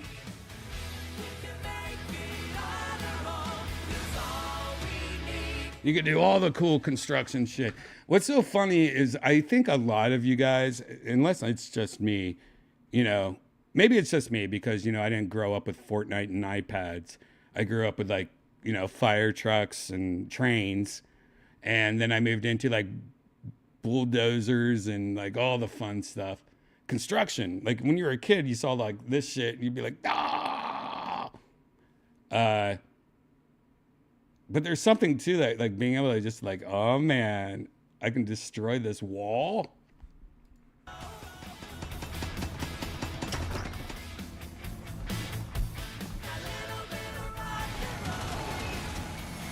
Can you destroy this house though? Like they're not showing any they're showing like rocks and stuff. Oh, you can trim the hedges. This is like Power Wash Simulator, but oh dude, you can destroy it. Oh my god, they're destroying the Japanese. What? Bowling? This looks fun. What? You're doing a crane game now? What is going on here? This seems crazy.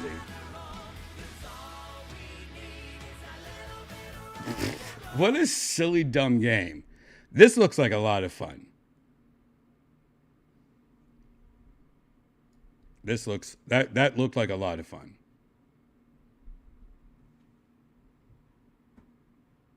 Not gonna lie. Why would I? Why would I? And if I did, I would kill you.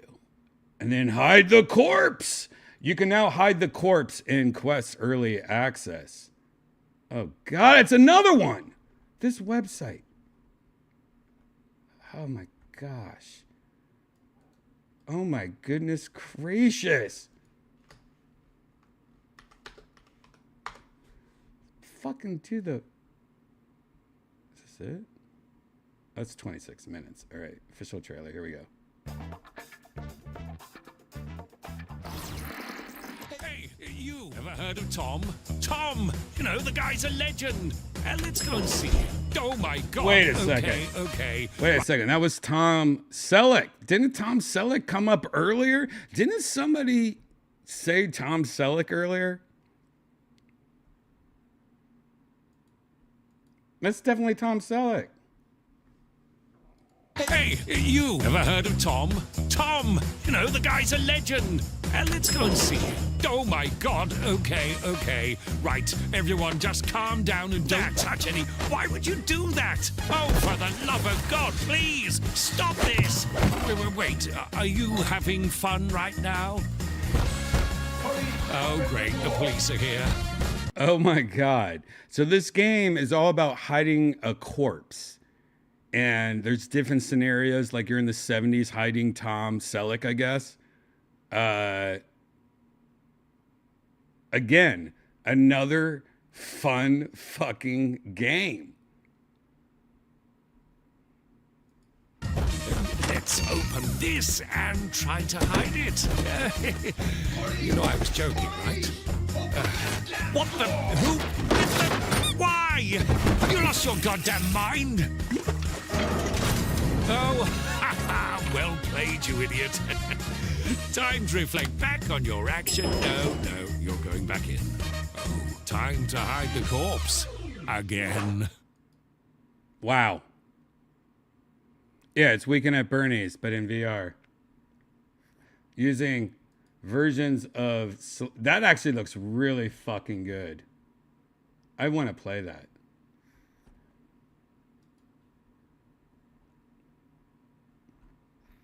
It's 10 levels, 16 hiding spots. The Hide the Corpse Kickstarter is available now to support with a demo available for the quest. So if you go on Kickstarter, type in Hide the Corpse, you can become a supporter, and they'll give you a demo for the quest. So if you want to help the game out, I mean, that looks pretty fun. I like it. Man, those are two good games that we ended on that were pretty fucking fun. Interesting. Is there one last thing I want to show you? I don't know. I actually don't know. Is there something I want to show you? Maybe there's one last thing I can show you. I'm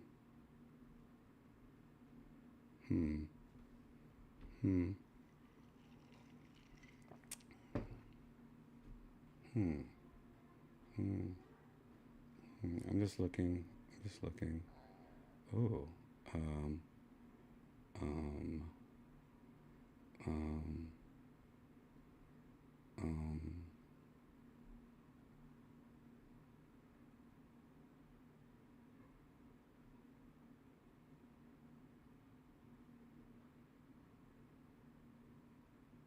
Oh, this is one I want to talk about. If you guys, I don't think I have a video to show you though. I just thought of it. Like there's this new thing, if you guys are on TikTok, where it takes old videos and makes them AI. It's creeping me out. Have you guys saw this? Let me see if there's any videos on YouTube. Old meme AI. It's like, yep, there's a lot of them. All it's doing is taking old memes and making it AI. Did I talk about this last time? Maybe I did. Jeez, I don't even remember last time. Let's just end with this. We'll show a couple. But this is the one thing that's really creepy to me is how AI really makes me have some kind of feeling. And I think I figured it out recently. The feeling is dreams. Like I'm watching AI and it makes me feel like this is how dreams feel like. Like if you look at these videos, it really is what dreams are made of. Here, let me show you a couple examples. So one of the biggest things, I think I figured it out what they're doing. They're taking old Vine videos. Remember Vine? Vine used to be before TikTok, and Elon Musk 100% needs to bring back Vine, please. God damn it. I had so many subscribers on Vine. I actually was doing really good on Vine, and then one day they just like deleted everything. I'm like, why? And a lot of my friends are old Viners. And now we're like, that, by the way, that's a documentary. Me and my old friends, all these old Viners going, well, yeah, I went back to college. You know, Vine, ever since Vine's been gone, decided to go back to college and become a lawyer. Hopefully Vine comes back. But so on TikTok, a lot of people are taking old Vines and adding AI to them. And I don't know if it's like TikTok AI, but it is creepy as fuck. It is one of the creepiest things in the world. Because you'll see, like, I'm sure, by the way, if you're watching this on replay, I'm sure everything's about to go, like skip ahead, because I'm going to have to edit this part out because it's going to be copyright claimed by a million different people, memers. If not, that's crazy. But all these videos, people have like all these famous Vine videos, they're pumping into AI and it's just telling it to extend the video a little longer. And AI has this thing, every time it wants to extend it, immediately wants to turn the person around and just walk like it just like it is what nightmares are made out of.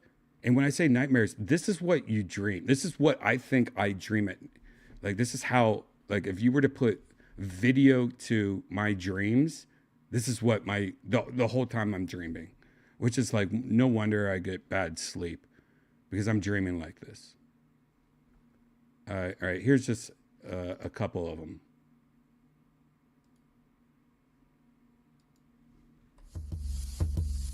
I'm gonna turn off the video though. See, you can see when they switch into the actual AI because it's like a normal video, and then immediately like it. I got a pizza here.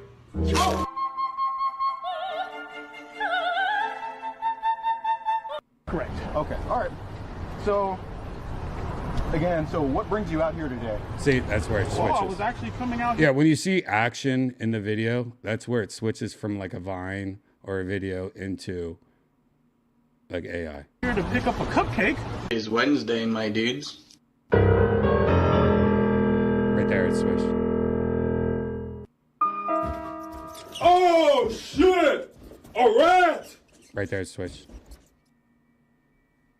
This is like not a good example, by the way, because these aren't like memes that. Hold on, let me see.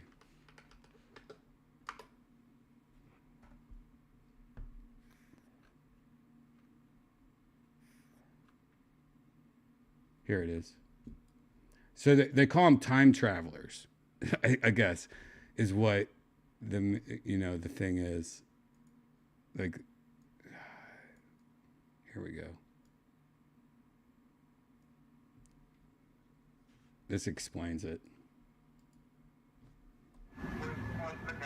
Oh, cause some came in the mail today. See, that's the AI. White people be like, Billy, where are you, Billy? Is that you? There it goes in AI. See, again, these aren't like normal vines. I don't know what these videos are. Oh, you know this video, right? The creepy Vine video of the woman with the weird neck.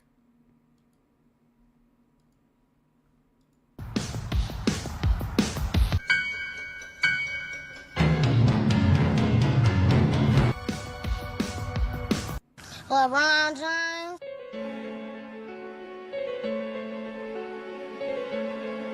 Oh no, I hope I don't fall.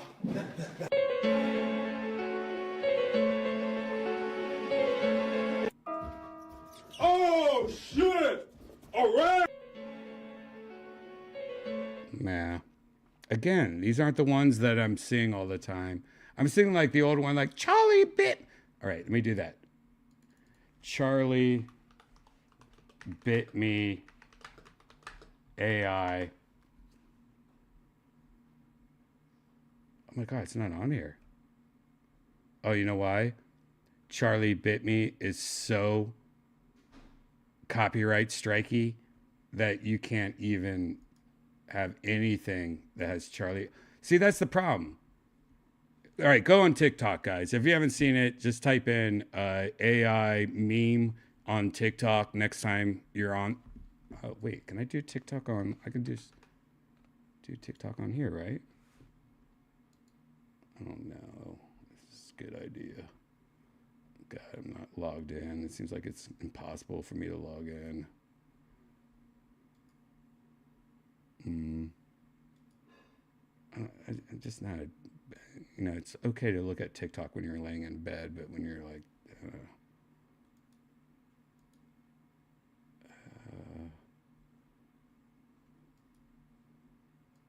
all right. Charlie bit me. AI. Okay, here, it's called Time Travelers. Let's see if this works. Watching TikTok on YouTube kind of is a bad idea. There's a lot of them, by the way. I mean, look at how many there are.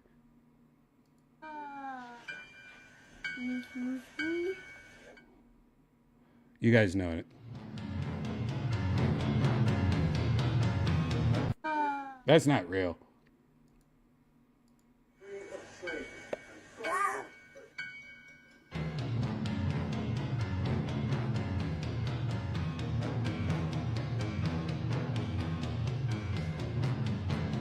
Isn't that creepy?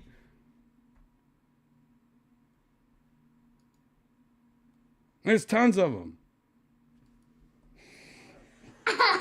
Charlie.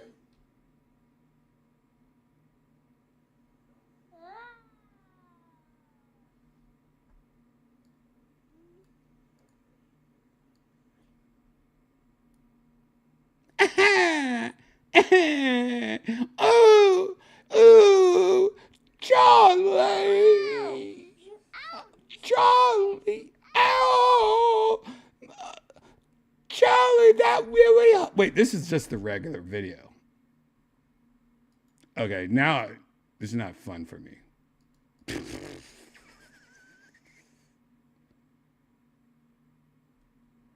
Anyways, if you look up AI, time travelers is what it's called. Time travelers. AI meme on TikTok. There's a lot of them, and it takes all the old videos, and like, you know, this classic video. Because I know somewhere deep down in my heart,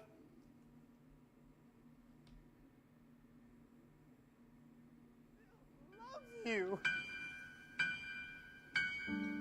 AI starts now. Because I... Like, that's a dumb one.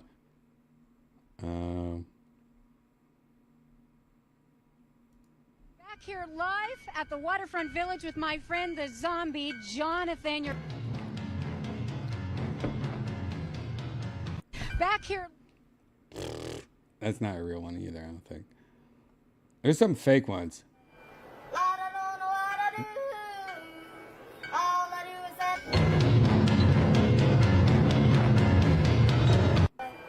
Oh, the fire girl. Oh, here's a good example. You know the fire, time traveler, fire kid girl.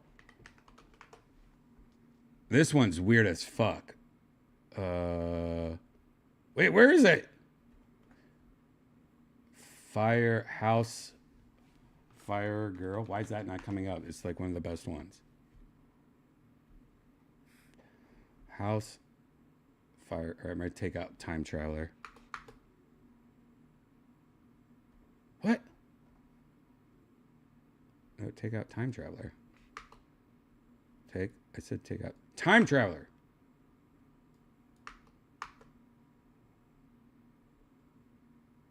Okay. Here we go.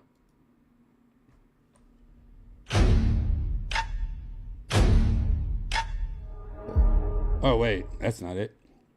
That's even better. No.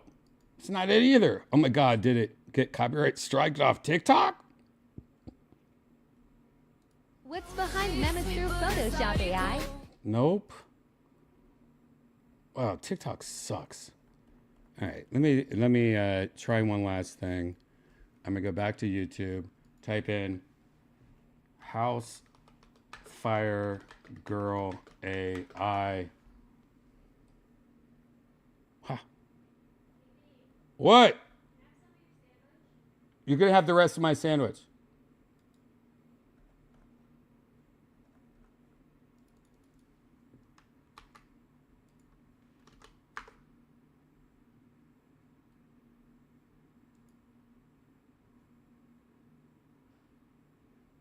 Wow. The video got deleted, I guess, or it's just not searchable in AI, or I mean on TikTok anymore. It's crazy. It must be that. It must be that copyright-y. Maybe it's illegal. Maybe this whole thing's illegal. Ooh, I should stop. All right, guys, welcome to Virtual Redban. If you're new here, please subscribe, hit that like button. Part 2 is about to start pretty soon. And part 2, tonight, we're going to have a special video debut of Stud Muffin the Pimp's new Virtual Redban edit. His 3rd episode. Let's see what happens. You have 15 minutes. Grab a drink, take a piss, walk the dog, because I'm about to get some makeup on and become a woman in virtual reality. Part 2 is going to start on YouTube. I'm ready to tweet it. I'm ready to Instagram it. So check it out in 15 minutes. I'll see you soon. Bye.